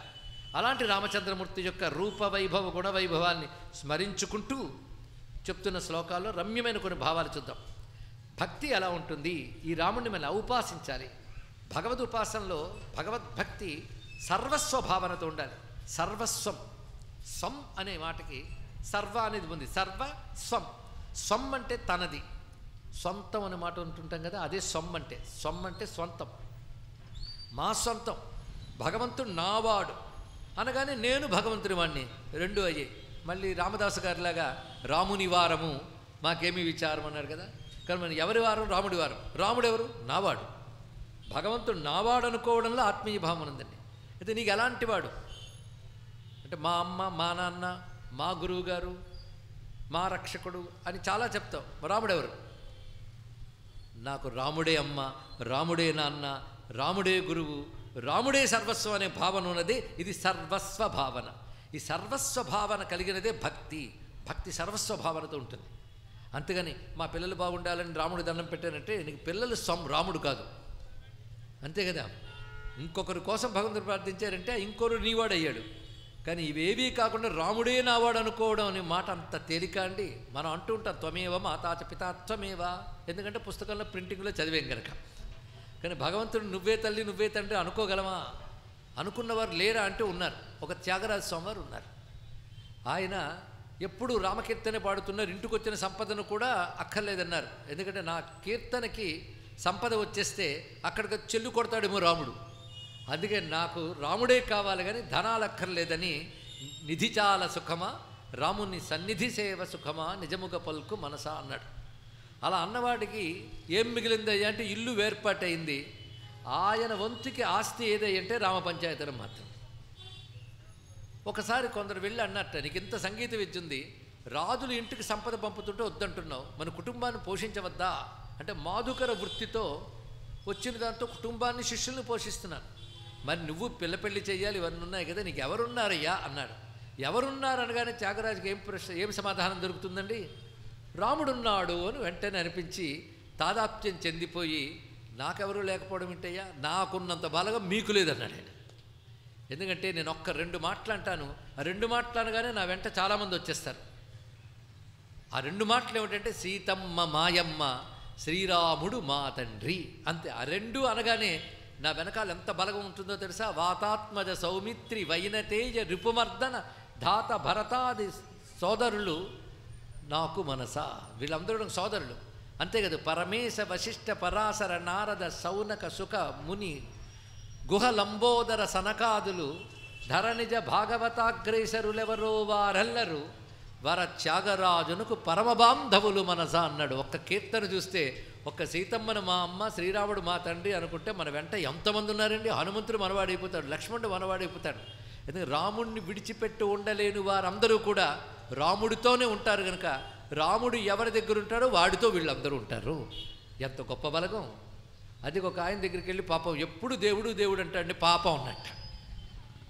పాపం అని ఆయన్ని అనకూడదు, ఆయన మనల్ని చూసినాలి. పాపం ఎప్పుడు ఇది కావాలి అది కావాలని పట్టుకు వేలాడతారు, వేవి నిలబడవే అని వాళ్ళనాలి. వాళ్ళేమిటి, వాళ్ళే భాగ్యవంతులు. అందుకే అలాంటి భావంతో ఉన్న శ్లోకం చెప్పుకుంటున్నాం. శ్రీరామ సకలేశ్వరో మమ పిత మాతా చ సీతా మమ. మొదటి వాక్యం ఇది. మా తండ్రి ఎవరు? రాముడు. ఏ రాముడు? మామూలు రాముడు కాదు, సకలేశ్వర రామ, అందరికీ నాయకుడై సర్వేశ్వరుడు పరమేశ్వరుడైన రాముడు నాకు తండ్రి. అయ్యా, ఒక పరగణాకి అధిపతి అయితేనే వాడు మా నాన్న అని చెప్పుకుని నువ్వు కాలు రగలేస్తావే. సర్వజగత్తుకి ఈశ్వరుడైన రాముడు నాకు తండ్రి. ఇక మహాలక్ష్మి సీతమ్మ మా తల్లి. అందుకే అన్నమయ్యకుడు ఇదే మాట అంటారు, పుట్టుభోగులము మేము భువి హరిదాసులము నట్టనడిమి దొరలు నాకియ్యవలెనా అన్నాడు. మా అమ్మ మహాలక్ష్మి, మా నాన్న విష్ణువు. ఏ ప్రభు అయ్యా నాకు డబ్బిచ్చేది రమ్మను అన్నాడు. ఇక్కడ వాళ్ళ పిల్లవాడిని కనుక పుట్టుభోగములు, మేము పుట్టినతోనే భోగంతో ఐశ్వర్యాలతో పుట్టాం, నట్టడనిమి దొరలు నాకియ్యవలెనా అన్నాడు. అది భక్తి ఇచ్చే బలం అలాంటిదండి, భక్తి ఇచ్చే దిటవ లాంటిదండి. అంత దమ్ముతూ ఉంటాడు భక్తుడు. అది భక్తుడు బేలగా ఉంటాడు, బలంగా ఉంటాడు. ఎందువలంటే వాడి వెనకాల బలగం ఎక్కువ కనుక. ఆ భావమే ఇక్కడ భక్తిలో ఉండే వాళ్ళ సర్వస్వభావాన్ని ఇది కూడా తారకమంత్రంతోనే ప్రారంభిస్తూ శ్రీరామ సకలేశ్వరో మమ పిత మాతాత సీతా మమ అయింది కదా. బంధువర్గం ఎవరో చెప్తున్నది శ్రద్ధగా వినవలసింది. భ్రాత బ్రహ్మ సఖా ప్రభంజన సుత. నాకు సోదరుడెవరు అంటే లక్ష్మణుడు భరతుడు అలా చూడండి. సీతారాముల తర్వాత వెంటనే గుర్తించింది ఎవరంటే ప్రభంజన సుతుడు. అంటే ఎవరు? ఇంతమంది ఉన్నారు చెప్పండి, ప్రభంజన సుతుడు అంటే ఎవరు? ఇంతమంది అని పక్కన కూర్చుని. ప్రభంజన అంటే వాయువు, ప్రభంజన సుత అంటే వాయుపుత్రుడైన హనుమత్స్వామి నాకు సోదరుడు అన్నారు. ఆయన భ్రాత. అన్నదమ్ములు అంటే మరీ దగ్గర కదండి, అందుకే ఆ వాళ్ళ పేరు చెప్పారు. ప్రభంజన సుతుడు ఎవడు? బ్రహ్మసఖా అన్నాడు. బ్రహ్మదేవుడికి మిత్రుడైన హనుమంతుడు అన్నారు. ఏమిటో ఈ మాటలో ఉన్న వైశిష్ట్యం తెలుసుకోవాలి. ఎందుకంటే ఇప్పుడున్న బ్రహ్మగారు వెళ్ళడం ఆలస్యం, తర్వాత ఆయన రావడానికి సిద్ధంగా ఉన్నాడు. భవిష్యత్ బ్రహ్మ అంటారు కదా, కనుక సఖుడు వలె ఉన్నాడు భావన చేయవచ్చు. బ్రహ్మసఖ అంటే బ్రహ్మాంశ సంభూతుడైన జాంబవంతుడికి హనుమంతుడు చాలా ప్రీతిపాత్రుడు. సుందరకాండలో మనకు ఆ విషయం కనబడుతూనే ఉంటుంది. జాంబవంతుడు మొత్తం వానర వృక్ష వీరుల్లో అతి పెద్దవాడు, అతి బలవంతుడు కూడా. ఏ నాటివాడండి జాంబవంతుడు? త్రివిక్రముడి కాలం నాటివాడు. అలాంటి జాంబవంతుడికి అత్యంత ప్రీతిపాత్రుడు ఎవరు? హనుమత్స్వామి. అందుకే బ్రహ్మసఖ అనే మాట ఒక విధంగా సరిపోయింది. బ్రహ్మాంశ సంభూతుడు జాంబవంతుడు. అందుకే బ్రహ్మసఖా ప్రభంజన సుత మమ భ్రాత. అయితే నాకు కుటుంబం ఉంది, నాకు పెళ్ళయింది, నాకు భార్య ఉందన్నాడు. ఇది చాలా ముఖ్యమైన మాట. తన ఫ్యామిలీని పరిచయం చేసుకుంటున్నాడు ఈయన. ఏమని? ఎవరైనా ఫ్యామిలీని పరిచయం చేసుకున్నప్పుడు మా ఆవిడ పేరుని చెప్పకూడదు, ముందు మా అమ్మ నాన్న పేరుని చెప్పాలి. ఇక్కడ అక్కడి నుంచి ఫ్యామిలీ మొదలు. ఇక్కడ అమ్మా నాన్న చెప్పాడు. ఇక్కడ ఎవరు? సీతమ్మ, రామచంద్రమూర్తి. సోదరుడు ఎవరు? హనుమత్స్వామి. భార్య ఎవరంటే పత్ని విరక్తి ప్రియ. వైరాగ్యం నా భార్య అన్నాడు. ఎంత చక్కని మాట అండి. ఇక్కడ భార్య వైరాగ్యం కాదు, వైరాగ్యం భార్య అని ఇక్కడ అర్థం. వైరాగ్యమైన భార్యట అంటే అర్థం భార్య అంటే విడిచిపెట్టకుండా ఉండేది, అన్ని పనుల్లోనూ తోడుండేది. వైరాగ్యం నాకు తోడున్నాడు. అయితే ఇంకా అందం ఏంటంటే భార్య విరక్తికి ప్రియ అన్నాడు. ప్రియమైన భార్య అన్నాడు. వైరాగ్యం అంటే ఈయన ప్రియ అంట. ఎంత మంచి మాట అండి. ఇక్కడ ప్రియమైన భార్య ఎవరంటే వైరాగ్యం. అంటే వైరాగ్యం కలిగి ఉండాలి భక్తుడికి. వైరాగ్యం లేనప్పుడు భక్తి ఉండదు, జ్ఞానం ఉండదు. బాగా గుర్తుపెట్టుకోండి. ఇక్కడ వైరాగ్యం అనేది లేనప్పుడు మహాపండితుడైన వాడి జ్ఞానం రాదు. ఎన్ని సంకీర్తనలు పాడుతూ భజనలు చేసినా వాడు భక్తి రాదు. వైరాగ్యం లేని భక్తి రాదు, జ్ఞానం రాదు, వచ్చినా నిలవదు. అలా వచ్చి అలా పోతుంది. అది వైరాగ్యం ఉండాలంటే వివేక వైరాగ్యం, వివేకంతో కూడిన వైరాగ్యం ఉండాలి. వివేకము అంటే సత్యమేదో అసత్యమేదో, నిత్యమేదో అనిత్యమేదో తెలిసి అనిత్యమైన విషయాల పట్ల విరక్తి భావం కలిగి ఉండాలి, నిత్యమైన విషయం పట్ల ప్రీతి భావం కలిగి ఉండాలి. నిత్య విషయం పరమాత్మ ఒక్కడే, అనిత్యములైన వాటి యందు విరక్తి కలిగి ఉండాలి. వైరాగ్యం లేని వాడికి భక్తి నిలబడదు. ఎప్పుడు గుర్తుపెట్టుకుంది సూత్రం, తర్వాత ఆలోచించుకోండి. ఎందరు మీరు భక్తులు కనబడ్డా, ఉపాసకులు కనబడ్డా, మంత్రాలు అట్నుంచుటి ఇట్నుంచుటి తిప్పి చేసిన భక్తులు అనిపించుకోరు, గొప్ప ఉపాసకులు అనిపించుకుంటారు. ఉపాసనలు లేకపోవచ్చు కానీ భక్తి ఉండవచ్చు. వాడికి ఇన్ని మంత్రాలు తంత్రాలు అక్కర్లేదు, భగవన్ నామంతో కూడా సిద్ధి పొందిపోతారు. కానీ భగవంతుడు ఉపాసనలు, కర్మిష్ఠులు, జ్ఞానులు, పండితులు కోట్ల మంది కనబడవచ్చు, కానీ భక్తుడు ఒక్కడు కనబడడం కష్టమండి. నిజమైన భక్తుడు, ఆ భక్తుడికి వైరాగ్యం బలంగా ఉంటుంది. ఎందుకంటే వైరాగ్యం అభ్యాసం ఈ రెండూ లేనివాడు పరమాత్మను చూడలేడు అని కృష్ణ పరమాత్మ గీతలో చెప్పాడు. అభ్యాసేనత కౌంతేయ వైరాగ్యేణ చ గృహ్యతే. అందుకు వైరాగ్యం బలంగా ఉండాలి, ప్రియంగా ఉండాలి. భార్య భర్తని విడిచిపెట్టకుండా ఎలా ఉంటుందో వైరాగ్యం నన్ను అలా విడిచిపెట్టకుండా ఉంటుంది. నాకు అన్ని పనుల్లో సహాయపడుతుంది. భార్య అంటే అర్థం ఏంటండి? ధర్మపత్ని అంటే సర్వధర్మాల్లో కర్మల్లో సహాయపడేది. నేనే పని చేసినా నాతో వైరాగ్యం ఉంటుంది, అది తెలుసుకోవాల్సిందే. అంటే నేనే పని చేసినా ఫలాకాంక్షతో చెయ్యను, వైరాగ్యంతో చేస్తాను. వైరాగ్యం భార్యలా నా పక్కనుంటే ఫలాకాంక్షతో ఎక్కడ చేస్తాను, ఇది అర్థం. దీనిలో అందమైన భావం చూపించాడు ఇక్కడ. అంటే వైరాగ్యం నాకు భార్య. ఇక నాకున్నటువంటి మిత్రులు, మిత్రబలం చాలా అవసరం అండి. కష్టం వస్తే పిలిస్తే పలకడానికి 10 మంది అయినా ఉండాలి కదా. 10 మంది ఏంటి, చాలామంది ఉన్నారు. రాముడు దేవుడైపోతే జన్మలో కూడా మనం దగ్గర చేరని పెద్దవాళ్ళు మనకు మిత్రులు అయిపోతారు, అది గొప్ప విషయం. వాళ్ళు ఎవరో తెలుసా? విశ్వామిత్ర విభీషణాది వశినో మిత్రాణి. విశ్వామిత్ర విభీషణ, విశ్వామిత్ర మహర్షి విభీషణుడు. ఈ చెప్పడంలో ఉద్దేశం ఏంటంటే రామచంద్రమూర్తి పిల్లలతో పిల్లాడిగా ఆడుకుంటూ ఉన్న సమయంలో మొట్టమొదటి వచ్చిన ఆయన ఎవరు చెప్పండి? మీరు రామాయణం తెలీదా? విశ్వామిత్రుల వారే ఈయన పరమాత్మను నాకు తెలిసి అని పట్టుకెళ్ళిపోయాడు మొట్టమొదటి ఆయన. తర్వాత చాలా చాలా చాలా కథలు జరిగాయి. చిట్ట చివరికి నేను ఎవరికైనా అభయం ఇస్తాను రాముడు చెప్పాడే, ఎవరిని ఉద్దేశించి? విభీషణుడు. అది చివరి ఘట్టంగా చెప్పుకోవాలి. మొట్టమొదట విశ్వామిత్రుడు, చివరిలో విభీషణుడు. ఆ మధ్యలో ఉన్నారు ఇంకా చాలామంది పెద్దలు, శరభంగుడు, సుతీక్ష్ణుడు, వీళ్ళందరూ. ఇది ఎలాంటిదంటే మొదటిది చివరి చెప్తే మధ్యలో అన్నీ చెప్పుకోవచ్చు మనం ఇక్కడ. కానీ విశ్వామిత్రుడి నుంచి విభీషణుడి వరకు చెప్పబడిన వశినః, వశినః అన్న మాట చాలా అద్భుతమైన మాట అండి. వశినః అంటే ఇంద్రియ నిగ్రహము కలిగిన ఋషులు అని అర్థం ఇక్కడ. విభీషణుడు కూడా అలాంటి వాడే, ఆయనకి ఇంద్రియ నిగ్రహం ఉంది. లేకపోతే వాళ్ళ అన్న ఎన్ని మాటలన్నా పడ్డాడు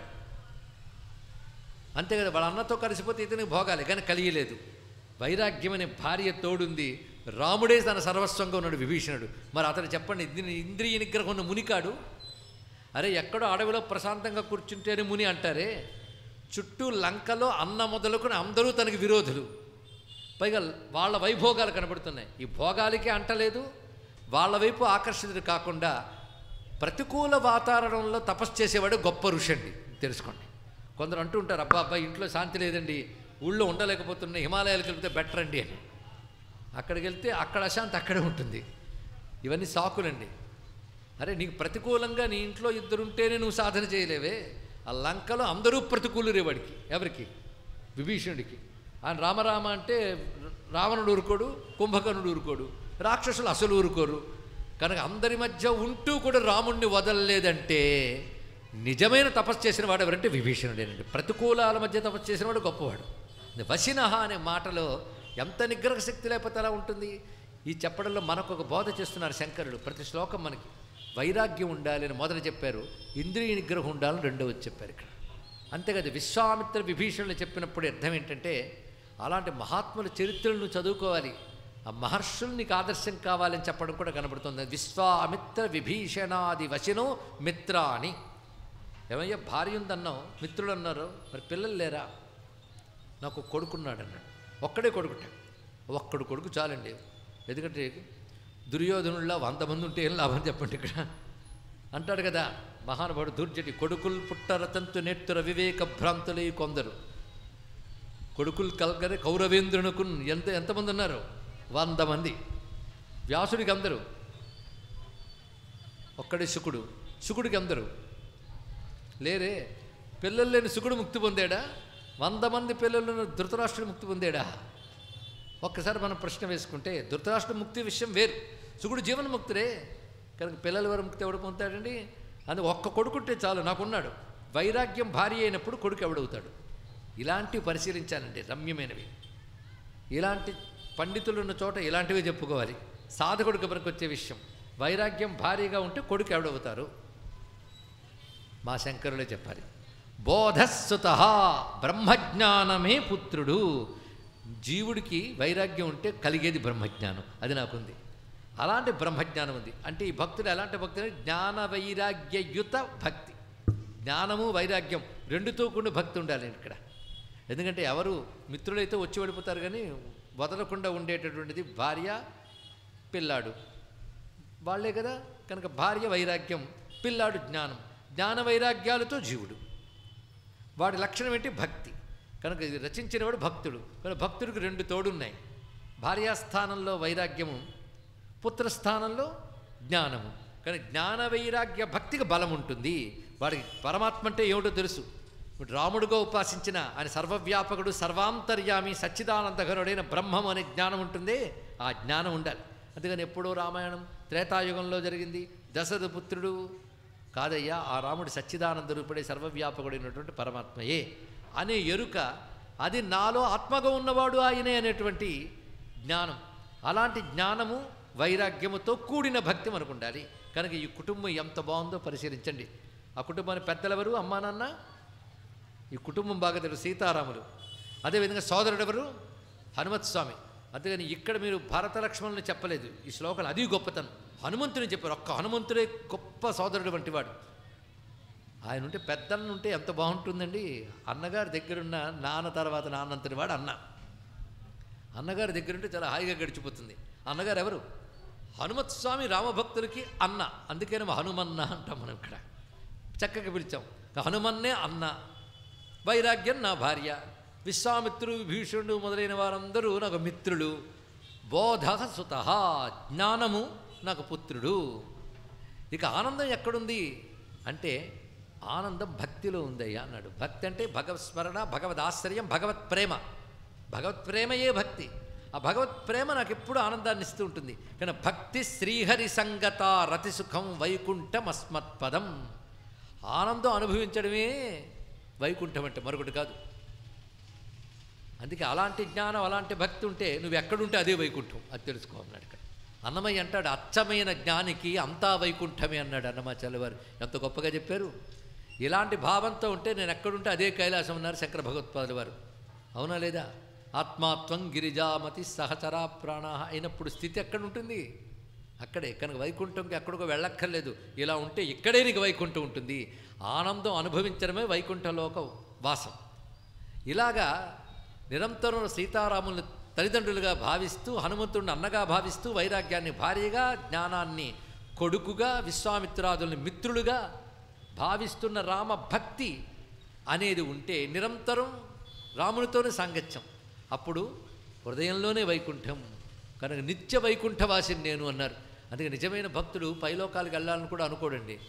ఎందుకంటే వాడి లోకం విష్ణులోకం అయిపోతుంది. ఎవరి లోకం వాడిది అంటూ ఉంటాం. నిజంగా చెప్పాలంటే వాళ్ళలో ఒక లోకం ఉంటుంది ప్రతివాడికి.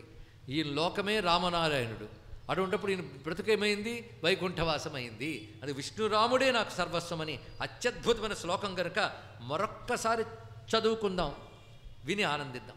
శ్రీరామ సకలేశ్వరో మమ పిత, మాతా చ సీతా మమ, భ్రాతా బ్రహ్మసఖా ప్రభంజనసుత, పత్నీ విరక్తి ప్రియా, విశ్వామిత్ర విభీషణాదివశినో మిత్రాణి, బోధస్సుతో భక్తి శ్రీహరి సంగతా రతిసుఖం, వైకుంఠమస్మత్పదం వైకుంఠమస్మత్పదం అని నమస్కరించుకుంటూ మరొక శ్లోకంలోకి వెళుతున్నాం. మీకు విభక్తులు బాగా తెలిసి ఉంటాయి. విభక్తులు అంటే ఎప్పుడో తెలుగు చదువుకున్న వాళ్ళకి గుర్తు చేసినట్టుందేమో. డూమూవులు ప్రథమా భక్తి, నిన్నులను కూర్చు గురించి ద్వితీయ భక్తి. మన భాష నేర్చుకునే పద్ధతిలో విభక్తులు చెప్తారు. అలాగే సంస్కృతంలో కూడా విభక్తులు ఉన్నాయి. చిత్రం ఏంటంటే సంస్కృత భాష నేర్చుకునేటప్పుడు ఈ విభక్తులు చెప్తూ ఒక్కొక్క శబ్దం తీసుకుని దాని విభక్తి చెప్తారు.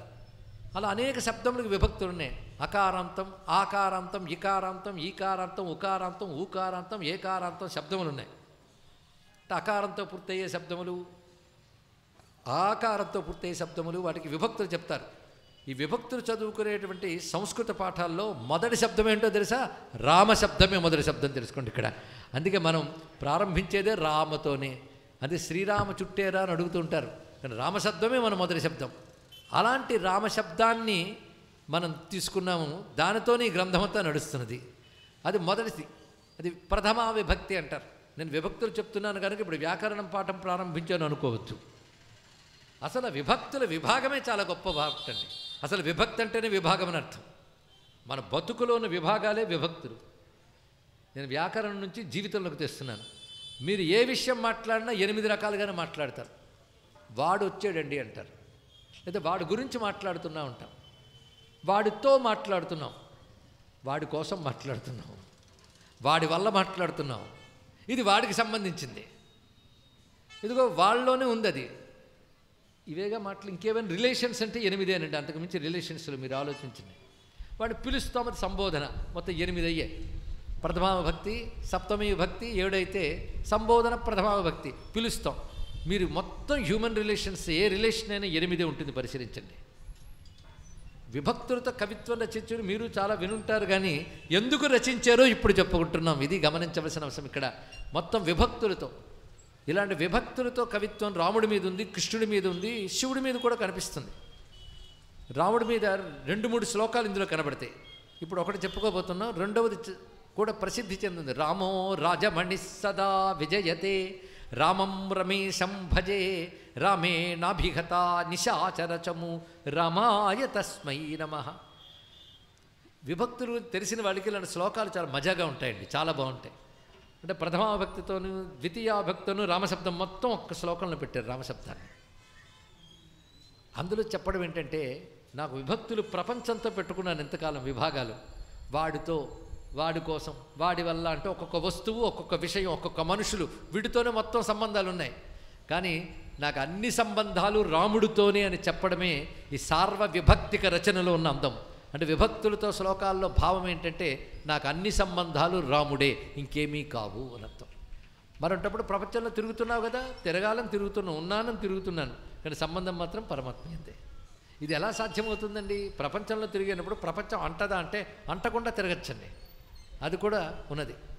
అది ఎలాంటిదంటే, రామకృష్ణ పరమహంస ఒక మాట చెప్తాడు. ఒక ఆమె ఒకరి కింద దాసిగా పనిచేస్తుంది. వాళ్ళ ఆయన దూర ప్రాంతాల్లో ఉద్యోగంలో ఉన్నాడు. కొన్ని సంవత్సరాల తర్వాత ఆయన వస్తున్నాడని వార్త వచ్చింది. ఆ రోజు ఆ పనికి వెళ్ళినప్పుడు అన్ని పనులు చేస్తుందట, కానీ వాళ్ళ ఆయన వస్తున్నాడని ఉత్సాహంతో ఆయన వచ్చినప్పుడు ఎలా చూడాలి, ఆయనకి ఏమి ఇవ్వాలి, ఇవి చింతన చేస్తుంది, కానీ పని మానట్లేదు. కానీ పని మాత్రం చేస్తూ యజమానురాలికి నచ్చేటట్టు పని చేస్తుంది. ఏదో పనిలో తేడా వస్తే తొందరగా ఇంటికి పంపకుండా మళ్ళీ చేయించుతుందేమో, అందుకే జాగ్రత్తగా పనిచేస్తుంది. కానీ మనసు ఎక్కడుంది? వాళ్ళ ఆయన ఉంది. భక్తులు అలాగే ఈ ప్రపంచంలో తిరుగుతారయ్యా అన్నారు. ఇక్కడ ప్రపంచంలో మానవ సంబంధాలు ఎన్నున్నా ధర్మంగా చేస్తూ ఉంటారు, కానీ సంబంధాలన్నీ భగవంతునితోనే ఉంటాయి, అది తెలుసుకోవాలి. అలాంటి రాముడితోనే సంబంధం పెట్టుకోవాలంటే ఈ శ్లోకం చాలా బాగుంటుందండి. 2 శ్లోకాలు కర్ణామృతంలోవే. అందులో ప్రసిద్ధి చెందిన శ్లోకం మొదట చెప్పుకుందాం. రామో రాజమణి సదా విజయతే. రాజుల్లో గొప్పవాడు రాముడు ఎల్లవేళలా విజయం పొంది ఉన్నాడు, అంటే గొప్పవాడుగా ప్రకాశిస్తున్నాడు. ఇది ప్రథమా భక్తి. రామం రమేశం భజే. లక్ష్మీపతి రాముని భజిస్తున్నాను. రాముని అనగానే ద్వితీయ భక్తి. రామం రమేశం భజే, రామేణ అభిగత నిశాచరచము. రామేణ అభిగతా, రాముని చేత రాక్షసులు మరణించారు. చేత అని దేవి భక్తి ఏమిటో చిన్నప్పుడు చదువుకున్నవని గుర్తు చేస్తున్నారు పెద్దవాళ్ళకి. పిల్లలకి అసలు తెలియదు, బాధ లేదు. కానీ రామేణ అంటే ఏమిటి? తృతీయ విభక్తి. చేతంచే తోడంతోను. అందుకే రామేణ అభిగత నిశాచరచము, రాముని చేత రాక్షస సమూహం సంహరింపబడింది. రామాయ తస్మై నమః. నమస్కారం పెట్టగానే శబ్దం చతుర్థి విభక్తిలో రామాయ అయిపోయింది. రామాయ తస్మై నమః. ఈ తస్మై తీసేస్తే రామాయ నమః. ఇది పంచాక్షరి మహామంత్రం, రామ పంచాక్షరి. రామాయ నమః.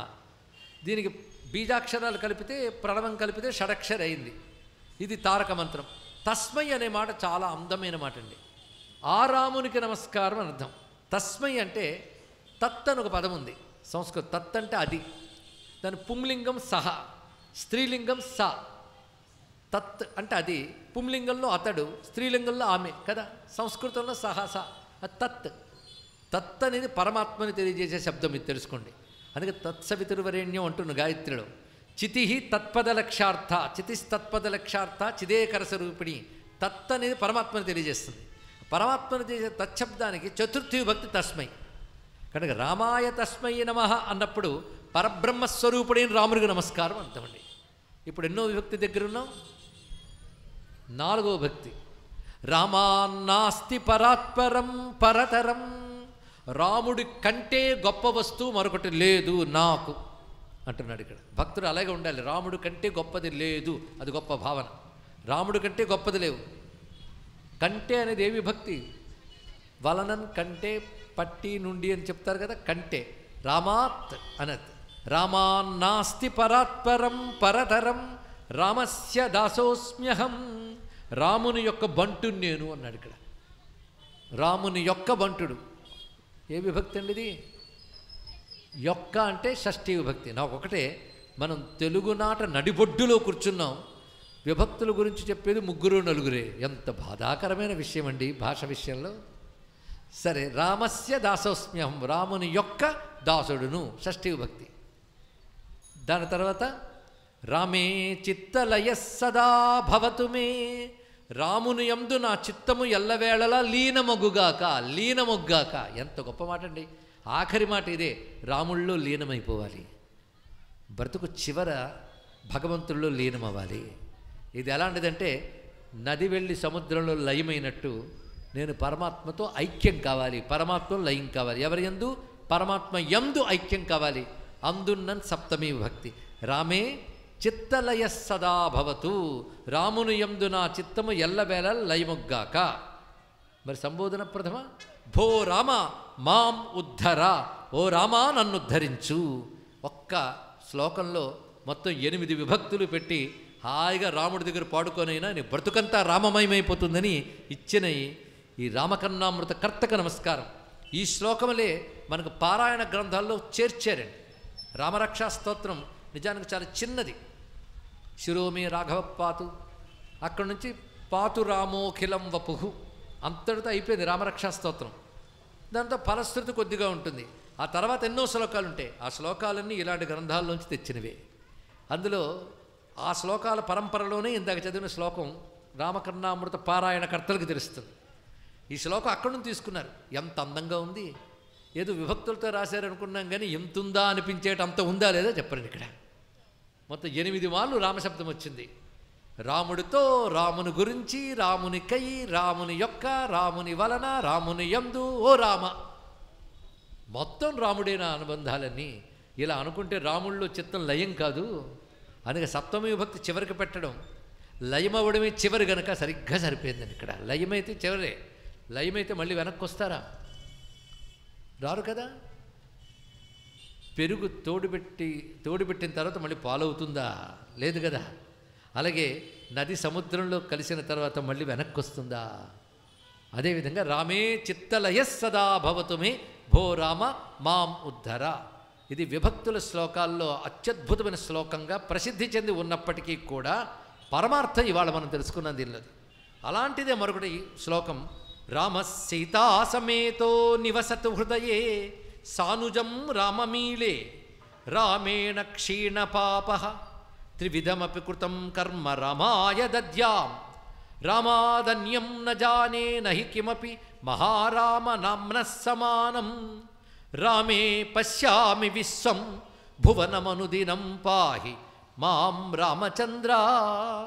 రామే పశ్యామి విశ్వం భువనమనుదినం పాహి మాం రామచంద్ర. అనుదినం పాహి మాం రామచంద్ర. ఈ శ్లోకం మరొక అందం చెప్తుంది. రాముడు ఎల్లవేళలా సీతా సమేతుడై నా హృదయములో ఉండుగాక. మొదటి మాట అంటే ఇందాక చెప్పిన శ్లోకానికి ఈ శ్లోకానికి భావం ఎంత మారిందో చూడండి. ఇది విభక్తులతోనే రచించిన భావం ఎంత అందంగా ఉందో. రాముడు సీతా సమేతుడై నా హృదయములో ఉండుగాక. ఇది ఏ విభక్తి? ఇంతవరకు రాముడు సీతా సమేతుడు నా హృదయంలో ఉండుగాక. ఏ విభక్తి అండి? ప్రథమా విభక్తి. సానుజం రామమీలే, తమ్ముడితో ఉన్న రాముని నమస్కరిస్తున్నాను, స్తోత్రం చేస్తున్నాను. తమ్ముడితో ఉన్నటువంటి రాముడు, రాముని స్తోత్రం చేస్తున్నాను. రాముని అన్నాడు కనుక ఇది ద్వితీయ విభక్తి, సానుజం తీసుకోకూడదు. లక్ష్మణ సమేతుడైన రాముని స్తుతిస్తున్నాను, ద్వితీయ విభక్తి. మొదట సీతా సమేతుడైన రాముడు నా హృదయంలో ఉన్నాడు, లక్ష్మణ సమేతుడైన రాముని నేను స్తోత్రం చేస్తున్నాను.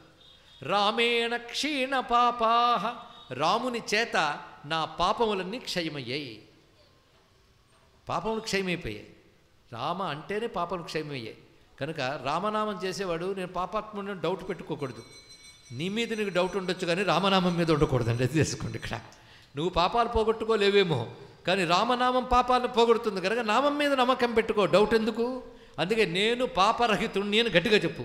ఎందుకు చెప్తావు చెప్పా? రామనామం పలుకుతున్నాను కదా, అది అనుకుంటే చాలు. అందుకే రామేణ క్షీణ పాప త్రివిధమపి కృతం కర్మ రామాయ దద్యాం. ఇది ఒక విధంగా బోధండి. నేను మూడింటితో చేసే కర్మలు రామునికై అర్పిస్తున్నాను. రామునికై చతుర్థి విభక్తి. మూడింటితో చేసిన కర్మలు త్రివిధమపి కృతం అంటే మనస్సుతో, మాటతో, చేతతో క్రియ, మనసావాచ కర్మణ చేసే కర్మలన్నీ కూడాను రామాయ దద్యాం, రామునికే ఇవ్వబడుగాక అన్నాడు. ఇక్కడ వచ్చేటప్పటికల్లా చతుర్థి విభక్తి చూపించాడు. కానీ మీకు బోధ చేస్తున్నాడు చూడండి. హృదయంలో సీతారాముని ధ్యానించు, లక్ష్మణస్వామితో కూడా రాముణ్ణి స్తోత్రం చెయ్యు. రాముని చేత పాపములన్నీ నశించాయి. నా మూడింటి కర్మలు కూడా రామునికే నేను అర్పణం చేస్తున్నాను. రామాదన్యం నజానే నహి కిమపి. రామాదన్యం నజానే, రాముడి కంటే నాకేమీ తెలియదు. ఇది తెలుసుకుంటే మంచిదండి. నాకేమీ తెలియదు రాముడు తప్ప అనుకుంటే చాలా గొప్ప విషయం. మనకు అన్నీ తెలుసు రాముడి తప్ప, అది బాధ. ఈయనకి ఏమీ తెలియదు రాముడు తప్ప, ఇది గొప్పండి. మనసులో అది తప్ప ఇంకేం పట్టదు. కనుక రామాదన్యం నజానే, రాముడి తప్ప మరొకటి నాకు తెలియదు.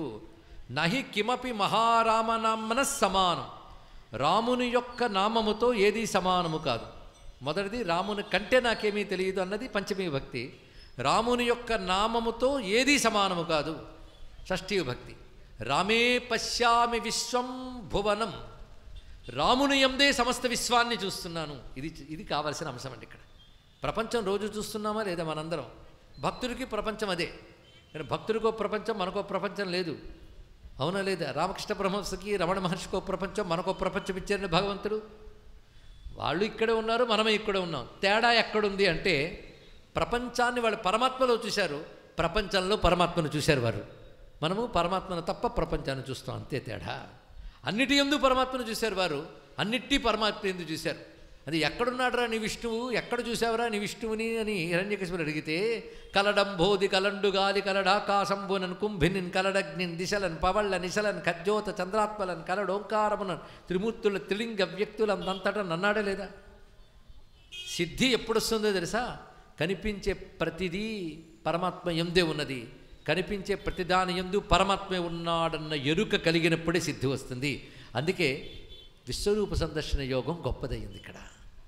అదే రాముని యందే సమస్త విశ్వము ఉన్నది అని నేను నిరంతరం దర్శిస్తున్నాను, విశ్వాన్ని రాముని యందే చూస్తున్నాను అన్నాడు.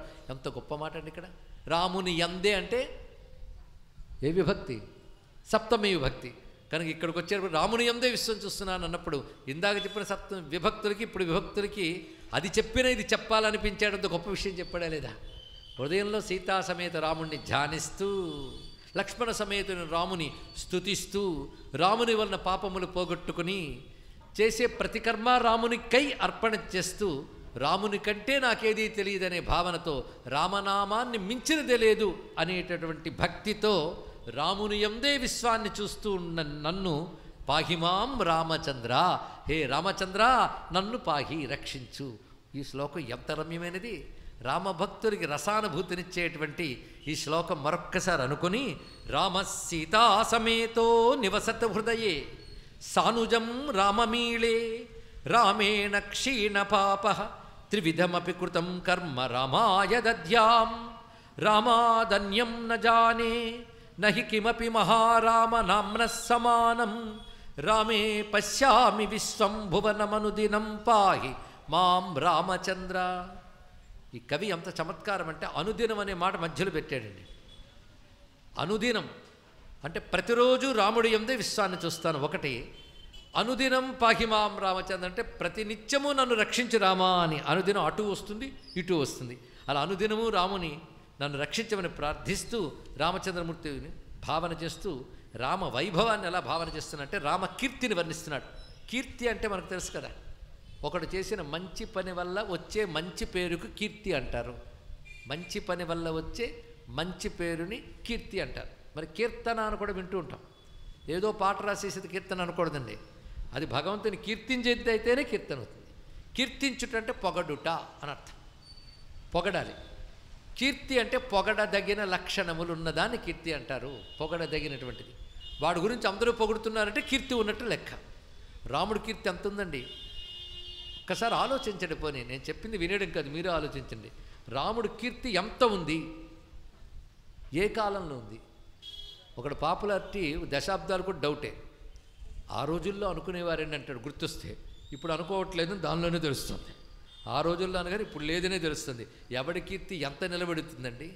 కారే రాజులు రాజ్యములు కలగవే గర్వోన్నతించందరే. ఎవడి కీర్తి ఎంత నిలబడుతుంది? వెనకటి బ్రహ్మలు వేవేల సంఖ్యలు వెనసి బ్రహ్మాండము లేలిరట. పెనగొని వారల పేరులు మరచిరి మనుజ కీటముల మరెవ్వరెరుగు అన్నాడు హనుమాచార్యులు వారు. 100 కల్పాలు పాలించారు, బ్రహ్మలకి దిక్కు లేదు, ఎవడి పేరు నిలవలేదు. మనుజ కీటములు పురుగులు లాంటి మనుషులు ఎందుకయ్యాలి మిడిసిపడతారన్నాడు. ఈ కీర్తికి ఒక లెక్కండి. కీర్తి అంటే మా రామచంద్రమూర్తిదే కీర్తి. ఏమి కీర్తి, ఏమి కీర్తి? ఒకటి, అన్ని కాలాల్లోనూ పొగుడుతున్నాం. రాముడు ఉన్నప్పుడు, రాముడి తర్వాత ఇప్పుడు ఎన్ని యుగాలు జరిగాయి? మహాభారత కాలంలో కూడా ధర్మరాజాదులు మాటిమాటికి రామాయణాన్ని గుర్తు చేసుకున్నారు. మహాభారతంలో, భారతం చదవండి మీకే కనబడుతుంది. అంతేకాదు, మధ్యలో మార్కండేయ మహర్షి వచ్చినప్పుడు ధర్మరాజు మఠం వేసుకుని రామాయణం చెప్పని అడిగాడు. మహాభారతంలో అరణ్యపర్వంలో రామాయణం మొత్తం ఉంది. అంటే ఆ కాలంలో కూడా చాలా ప్రసిద్ధి చెంది ఉన్నది. తర్వాత ఇప్పుడు మరి చెప్పనే ఎక్కర్లేదు. ఏనాటి రామాయణం ఏనాడయింది? ఇప్పటికీ రామకీర్తి ఉందా లేదా? లేకపోతే నేను ఇలా చెప్తానా, మీరు ఇలా వింటారా? ఇదే రామోత్సవాల్లో, ఇదే భారతదేశంలో అనేక చోట్ల రామకథలు జరుగుతూనే ఉన్నాయి. రామోత్సవాలు అయ్యకు కూడా జరుగుతాయి. ఇక్కడే కాదుండే విదేశాల్లో కూడా రామాయణాలు చెప్పుకుంటున్నారు. కీర్తి ఎంతకాలం వ్యాపించింది చెప్పండి. ఇప్పుడు శాశ్వత కాలమేగా. ఎన్ని లోకాల్లో ఉంది రాముని కీర్తి? అది చెప్పుకోవాలి. రాముని కీర్తి ఎన్ని లోకాల్లో ఉందో తెలుసా? ఇది తెలియాలంటే పురాణం చెప్తుంది. రాముడి కీర్తిని వాల్మీకి 100,000,000 ప్రవిస్తరం 100 కోట్ల శ్లోకాలు రాసేట. లేదండి 24,000 దొరుకుతున్నాయా అంటే, మానవ బుద్ధికి 24,000 మాత్రమే అర్థమవుతాయి. ఇంకా చాలా ఉన్నాయి. అంటే మన బుద్ధిని మించిన బుద్ధి ఉన్న వాళ్ళు ఉన్నారనమాట. మనల్ని మించిన వాళ్ళు లేరు. దివ్యలోకాల్లో ఉంటారు. వాళ్ళ బుద్ధి మనకంటే గొప్పది కనుక వాళ్ళ బుద్ధికి అందే విధంగా వాళ్ళకి రాశారు. మన బుద్ధికి అందే విధంగా మనకుంది. మనకు కూడా పిల్లల రామాయణం, యువకుల రామాయణం విభాగాలు చేసుకుని రాసుకోవట్లేదండి. పిల్లల కోసం బొమ్మలేసిన రామాయణం అదే రామాయణమా? పిల్లల బుద్ధికి అంతే చాలు. అలాగే మంచి మానవుడి బుద్ధికి అర్థమయ్యేవి 24,000 శ్లోకాలు. ఎవరికి? మంచి మానవుడి బుద్ధికి, ప్రతివారి బుద్ధికి కాదు. గొప్ప బుద్ధికి అర్థమయ్యేవి 24,000. అది మానవ లోకంలో పెట్టేశాడు. మిగిలిన లోకాల్లో, కైలాసంలో కొన్ని కోట్లు ఉన్నాయి, స్వర్గలోకంలో కొన్ని ఉన్నాయి, బ్రహ్మలోకంలో కొన్ని ఉన్నాయి. ఈ విషయం అంతా పురాణాల్లో ఉంది. అంటే వాళ్ళు కూడా నిరంతరం రామాయణం చదువుకుంటుంటారు. నందీశ్వరుడు చదువుతుంటే శివుడు వింటూ ఉంటాడట కైలాసంలో, తెలుసా? ఇలా ఒక్కొక్క లోకంలో ఒక్కొక్క విధంగా రామాయణం నేటికి ఏనాటికి ఉంటుంది. అంటే అన్ని లోకాల్లో ఉంది రామాయణ కీర్తి, రామకీర్తి. రామాయణం అంటే రామకీర్తి కదండి. అన్ని లోకాల్లో ఉంది, అన్ని కాలాల్లో ఉంది. దీన్ని బట్టి రామకీర్తి ఎక్కడికి విస్తరించింది? పైకి తలెత్తి చూస్తే ఎక్కడికుందో. అది రాముడి కీర్తిని ఒక కల్పవృక్షంలా పోల్చి ఈ శ్లోకంలో చెప్తున్నాడు. కల్పవృక్షం పెద్ద చెట్టు, ఎంత పెద్ద చెట్టు అంటే నువ్వు ఇలా తలెత్తి చూసినా కొమ్మలు ఎక్కడో కనబడుతుంటాయి. అలా రామా నీ కీర్తి వృక్షం ఎంత ఉందో అని తలెత్తి చూశాను, నాకు కనబడిందయ్యా అని వర్ణిస్తున్నారు ఇక్కడ. శ్రీరామచంద్ర తవ కీర్తి సురద్రుమస్య తారాగణ సుమన సఫల మిందుబింబం మూలం ఫణాఫణిగతం గగనంచ మధ్యం శాఖాదిశో భువనమండల మాలవాలం. కవిత్వ దృష్టి కలివారికి ఇది రసమండి. నీ కీర్తి అనేది కల్పవృక్షం అన్నాడు ఇక్కడ. ఒట్టి చెట్టు కాదు అది. ఇది కొన్ని చెట్లు పనికిమాలిన చెట్లు ఊరికనే పెరుగుతాయి, ఏం ప్రయోజనం ఏంటండి? రాముడి కీర్తి ఒక కల్పవృక్షం. రాముడి కీర్తి అంటే ఏమనుకుంటారు మీరు చెప్పండి ఒక్క మాటలో. రాముడి కీర్తి అంటే రామాయణం. రామాయణమే రాముడి కీర్తి, మరొకటి కాదు. అవునా లేదా చెప్పండి. ఇక్కడ రామాయణం మొదల నుంచి చివరి వరకు రాముడి గొప్పతనమే చెప్తున్నాడు. అందుకు పేరే రామాయణం. రాముడి గొప్పతనమే అందులో చెప్పబడుతుంది. రాముడు గొప్పవాడు కనుకనే మనం చదువుకుంటున్నాం. కనుక రామాయణం అన్నా, రామకీర్తి కల్పవృక్షం అన్నా ఒకటే. రామకీర్తి అన్నా రామాయణం అన్నా ఒకటే. రామాయణాన్ని కల్పవృక్షంతో పోల్చారు, రామకీర్తిని కల్పవృక్షంతో పోల్చారు. రామాని కీర్తి అనే కల్పవృక్షము ఎక్కడ దాకా వెళ్ళిందంటే ఎక్కడో ఆకాశానికి పైకి వెళ్ళిపోయింది. ఆ పైన నువ్వు మాకు కనబడవు. ఒక్కొక్కప్పుడు చెట్లు చాలా పెద్ద ఉన్నప్పుడు కొమ్మలు, వాటికి పువ్వులు పళ్ళు కనబడుతుంటాయి. అలాగే నీ కీర్తి అనే కల్పవృక్షానికి నక్షత్రాలు పువ్వులు, చంద్రుడు ఫలము, దాని మూలము పాతాళ లోకంలో ఉంది, మధ్య భాగం గగనంలో ఉన్నది, కొమ్మలు దిక్కులంతటా వ్యాపించాయి. ఇలా ఉందయ్యా నీ కీర్తి అనే కల్పవృక్షము అన్నాడు. ఇది ఒక్కసారి ఆలోచిస్తే దిక్కుల్లో కొమ్మలు వ్యాపించేటి రామకీర్తి అన్ని దిక్కుల్లో ఉంది. ఎక్కడో పై లోకాలు రాకుందంటే దివ్యలోకాల్లో కూడా చదువుకుంటున్నారు. మనకు కనబడే నక్షత్రాలు, చంద్రుడు ఇవన్నీ కూడా ఆ రామకీర్తి యొక్క ఫలాలే ఈ విధంగా కనబడుతున్నాయా, ప్రకాశిస్తూ అనిపించేలా ఉన్నది. గగనం మధ్య భాగం, మనకు కనిపించే గగనమే మధ్య భాగం, పాతాళంలో మూలం ఉందన్నాడు. రామకీర్తి కల్పవృక్షం మూలం ఎక్కడో పాతాళ లోకం ఉందంటే అట్టడుగు లోకాల్లో కనబడుతుంది. ఇది చూస్తే మొత్తం చదువు కూర్చుంటే విశ్వమంతా రామకీర్తి కల్పవృక్షమే, రామకథా కల్పవృక్షమే ఏకకాలంలో కనబడుతుంది. కల్పవృక్షం అన్నప్పుడు విశ్వమంతా రామకల్పవృక్షం అయితే మనం ఎక్కడున్నాం? ఏదో విశ్వానికి బయట నుండి చూస్తున్నాం కదా, అవునా? మనం విశ్వంలోనే ఉన్నాం అంటే మనం ఎక్కడున్నాం? రామాయణ కల్పవృక్షం దగ్గరే ఉన్నాం, రామ కల్పవృక్షం దగ్గర ఉన్నాం. కల్పవృక్షానికి ఒక లక్షణం ఉందండి. కల్పవృక్షం కింద కూర్చుని ఏది సంకల్పిస్తే జరిగిపోతుంది. కనుక మనం ఉన్నది రామకల్పవృక్షంలోనే భావనతో రాముని స్మరిస్తే మన సంకల్పాలు తప్పకుండా నెరవేరుతాయి. అది రామకల్పవృక్ష శ్లోకం. ఎంత రమ్యమైనది! శ్రీరామచంద్ర తవ కీర్తి సురద్రుమస్య తారాగణ సుమనస ఫలమిందు బింబం మూలం ఫణాఫణిగతం. ఫణాఫణిగతం అంటే ఎక్కడో పాతాళలోకంలో ఉన్న శేషు అక్కడుంది నీ యొక్క ఈ కీర్తి కల్పవృక్షపు వేరు.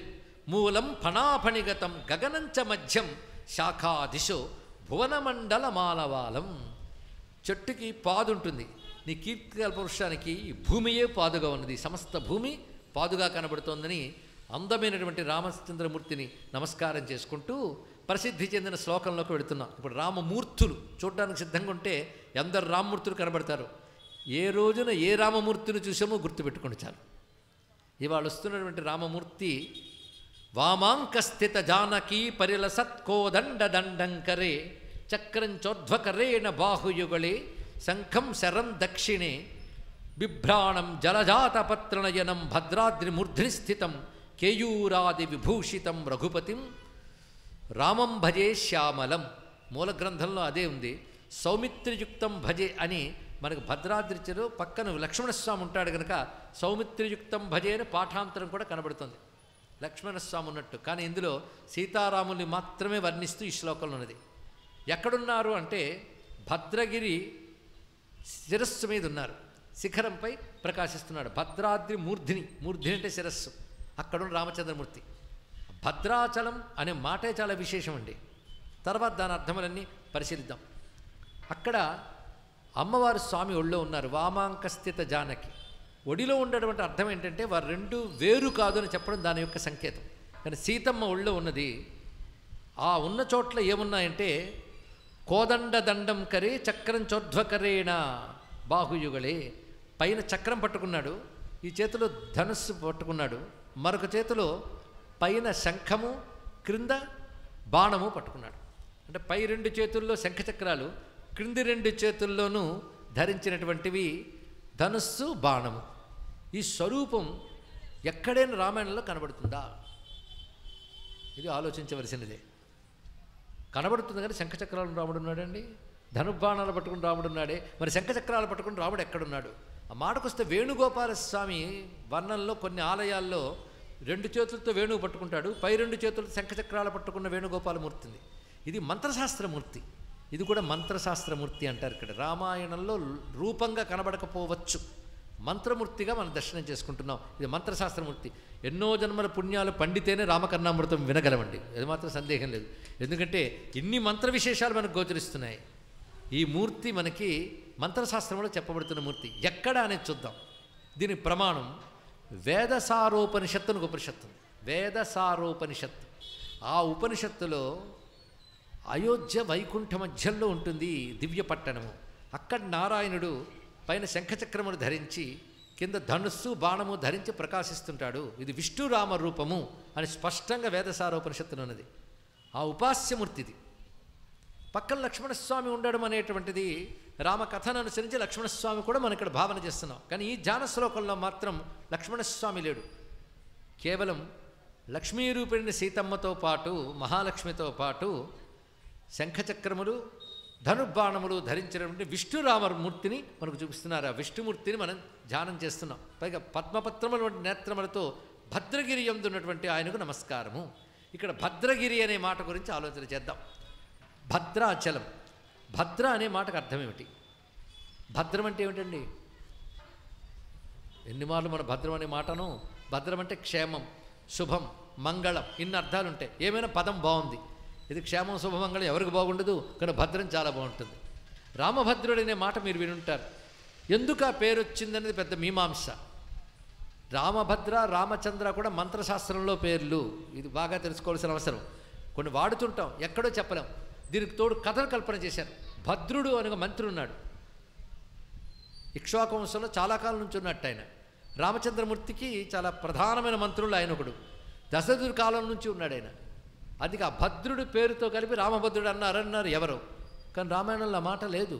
ఏ పురాణంలోనూ భద్రుడితో కలిసిన రాముడు లేడు. మరి రామభద్రుడు ఎక్కడి నుంచి వచ్చింది? చాలామందికి ప్రశ్న. ఎక్కడో లేకపోతే ఎక్కడి నుంచి వచ్చింది? ఎక్కడో లేకపోతే వస్తుందా అండి? మీరు నేను అన్నది కాదు కదా. కనుక రామభద్ర ఉంది, రామచంద్ర ఉంది. ఈ రెండు ఎక్కడున్నాయో తెలుసా? ఉపనిషత్తుల్లో ఉంది. రామ రహస్య ఉపనిషత్తులో రామ రామ రామ అన్నదే మంత్రం అని శివుడు చెప్పాడు. శ్రీరామ రామ రామేతి రమే రామే మనోరవి. శ్రీరామ రామ రామ 3 మార్లు రామనామ అనట. అదొక మంత్రం. శ్రీరామ అన్న మంత్రమే, శ్రీరామ రామ రామ అన్న మంత్రమే. 3 మార్లు రామనామ అంటే మంత్రం కదా. దాన్ని కొన్ని కలిపి మరో 2 మంత్రాలు చేశారు. మొదటి రోజు పెద్ద పెద్ద విషయాలు చెప్తున్నా అనుకోకుండా శ్రద్ధగా వింటే ఆ రామ రామ రామ కొన్ని కలిపారండి. ఏది కలిపితే మహామంత్రం అవుతుందో రామరహస్యోపనిషత్తులు చెప్తున్నారు.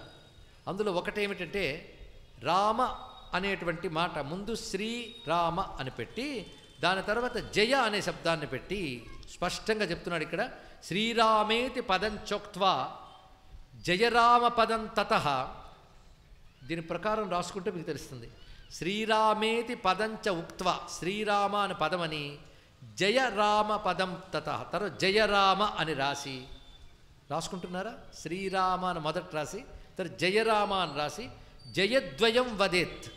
జయద్వయం మళ్ళీ 2 మార్లు జయ రాసి అంటే జయ జయ రాసి అప్పుడు రామ ఇతిమను మళ్ళీ రామ పెడితే అది త్రయోదశార్ణ మంత్ర. అది 13 అక్షరాల మహామంత్రము. శ్రీరామ తర్వాత జయ రామ తర్వాత 2 మార్లు జయ జయ జయ రామ. ఇది అందరూ భజనలా చేస్తాం, కానీ 13 అక్షరాల మహామంత్రం. దానినే మనం భగవంతుడు ఉపదేశించాడని జపం చేసుకుంటూ మహామంత్రం అయిందండి. ఇక్కడ శ్రీరామ రామ రామ కూడా మంత్రమేని శివుడే చెప్పాడు. శ్రీరామ రామ రామ ఇతి, శ్రీరామ రామ రామ అని మంత్రం చేస్తాను. అగస్త్య సంహిత అనే మంత్రశాస్త్రంలో శ్రీరామ రామ రామ అనే మంత్రాన్ని మించిన మంత్రం లేదయ్యా, అది ఉంటే చాలన్నాడు. ఇక్కడ ఇది ఎవరైనా ఎప్పుడైనా ఎక్కడైనా చేసుకోవచ్చు. కానీ ఈ రామమంత్రానికి విశేషం ఏంటంటే సంస్కారములు, నియమాలు, వర్ణ వివక్ష ఏమీ లేవండి. ఎవరైనా, స్త్రీలైనా పురుషులైనా ఎవరైనా జపించుకోవచ్చు. అది ఉపదేశం లేకుండానే. ఉపదేశం పొంది చేస్తే ఇంకా గొప్పదే. కనుక ఇప్పుడు మరో మంత్రం శ్రీరామ జయరామ జయ జయరామ. దీనికి మరొక మాట ఏం చెప్తున్నారంటే రామశబ్దానికి మొదట రామ అని చతుర్థి విభక్తి చేయమన్నారు. రామాయ. తర్వాత భద్ర శబ్దం కలుపు. రామ భద్ర 4 అక్షరాల మహామంత్రం అన్నారు. 4 అక్షరాల మహామంత్రం రామభద్ర. దాని చతుర్థి విభక్తి చేస్తే రామభద్రాయ. అలాగే రాముడు చంద్రుడు. రాముడు చంద్రుడిని ఎవరు చెప్పారండి? అసలు చంద్రుడిని ఎవరిని అంటారు? చంద్రుడిని ఎవరిని అనాలి అది కూడా తెలిసింది కదా. మా వాల్మీకిని అడగండి చెప్తాడు. చంద్రకాంతాననం రామం అతీవ ప్రియదర్శనం అంటాడు అయోధ్యకాండలో.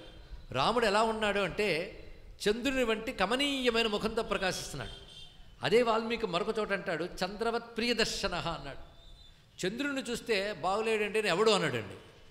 మరీ టేస్ట్లెస్ ఫెలో అయితే పక్కన పెట్టండి. ఇక్కడ వాడికి చంద్రుడు చూపించిన ఒకటే, బంగారం చూపించిన ఒకటి. కొన్ని మొహాలు అలా ఉంటాయి. మనం ఏం చేస్తాం? వాడు రాముడి గురించి చెప్పినా చెక్కలాగా ఉంటాడు, కృష్ణుడి గురించి చెప్పినా అలాగే ఉంటాడు. కొందరు వదనములు అలా ఉంటాయి, మనం ఏం చేస్తాం? కానీ చంద్రుడు అందరికీ ప్రీతి కలిగిస్తాడు. సూర్యుడిని అలా గ్యారంటీగా చెప్పలేం. మొన్నెప్పుడో ఫిబ్రవరిలో మధ్యలో సూర్యుడిని చూస్తే బాగుండేది. ఇప్పుడు అమ్మో సూర్యుని చూడాలంటే ఎలా ఉంటుందండి? ఇంకొక నెల ఆగండి చెప్తా అంటాడు ఆయన.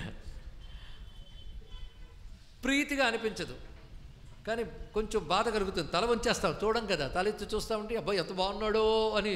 సూర్యుడిని ఎవరు చూడరు, చంద్రుడిని హాయిగా చూస్తాం. రాముడు అలా చంద్రుడిలాగా చూసిన వాళ్ళందరికీ ఆహ్లాదం కల్పిస్తూ ప్రీతి కలిగిస్తూ ఉన్నటువంటి వాడయ్యా. అందుకే మా రామచంద్రుడు అన్నారు. ఇది రామచంద్ర విషయంలో. కనుక చంద్రుడు ఎప్పుడు ఆనంద స్వరూపుడే, మా రాముడు ఎప్పుడు ఆనంద స్వరూపుడే. కానీ రామాయ రామభద్రాయ రామచంద్రాయ ఇవి మంత్రములు. అసలు రామభద్ర రామచంద్ర అన్న మంత్రములే. అందుకే అక్కడ భద్ర శబ్దం వచ్చిందా లేదా? ఇంకా రామచంద్ర వదలలేదు ఉండే మరొక రోజు చెప్తా చంద్ర అనడంలో ఎందుకు విశేషము. ఇవాళ భద్ర పని పడదామని. భద్ర అంటే ఇప్పుడు ఏం తెలియంది? శుభం కలిగించువాడు. ఎంత భద్ర తెలుసుకుందామన్నా అప్పుడే సమయం అయిపోయింది. కనుక రామభద్రలో ఉన్న భద్ర అనే మాటకి ఎందుకు ఆ శక్తి ఉంటుంది, ఎందుకు భద్ర అచలం అన్నాము తెలుసుకోవాలి కదా. అది రేపు తెలుసుకుందాం. రామభద్ర సాక్షాత్కారం రేపు చేసుకుందాం. ఇవాళ వచ్చిన రామమూర్తిని ఒళ్ళో సీతమ్మతో శంఖచక్రములతో ధనుర్బాణములతో ప్రకాశిస్తున్న విష్ణు రూపుడైన రామచంద్రమూర్తిని నమస్కరిస్తూ స్వస్తి. మంగళం కోసలేంద్రాయ మహనీయ గుణాత్మనే చక్రవర్తి తనూజాయ సార్వభౌమాయ మంగళం వేద వేదాంత వేద్యాయ మేఘశ్యామలమూర్తయే పుంసాం మోహనరూపాయ పుణ్యశ్లోకాయ మంగళం. జాంబవత్ సుగ్రీవ హనుమత్ సీతాలక్ష్మణ భరత శత్రుఘ్న పరివార సమేత శ్రీరామచంద్ర పరబ్రహ్మకి, శ్రీరామచంద్ర పరబ్రహ్మకి. ఇక్కడ ఉన్నంతమంది యొక్క గొంతులన్నీ వినిపించట్లేదు నాకు. శ్రీరామచంద్ర పరబ్రహ్మకి, శ్రీరామచంద్ర పరబ్రహ్మకి, శ్రీరామచంద్ర పరబ్రహ్మకి, శ్రీరామభక్త హనుమాన్కి, శ్రీరామభక్త హనుమాన్కి, శ్రీరామభక్త హనుమాన్కి. నమః పార్వతీపతయే హర హర మహాదేవ్.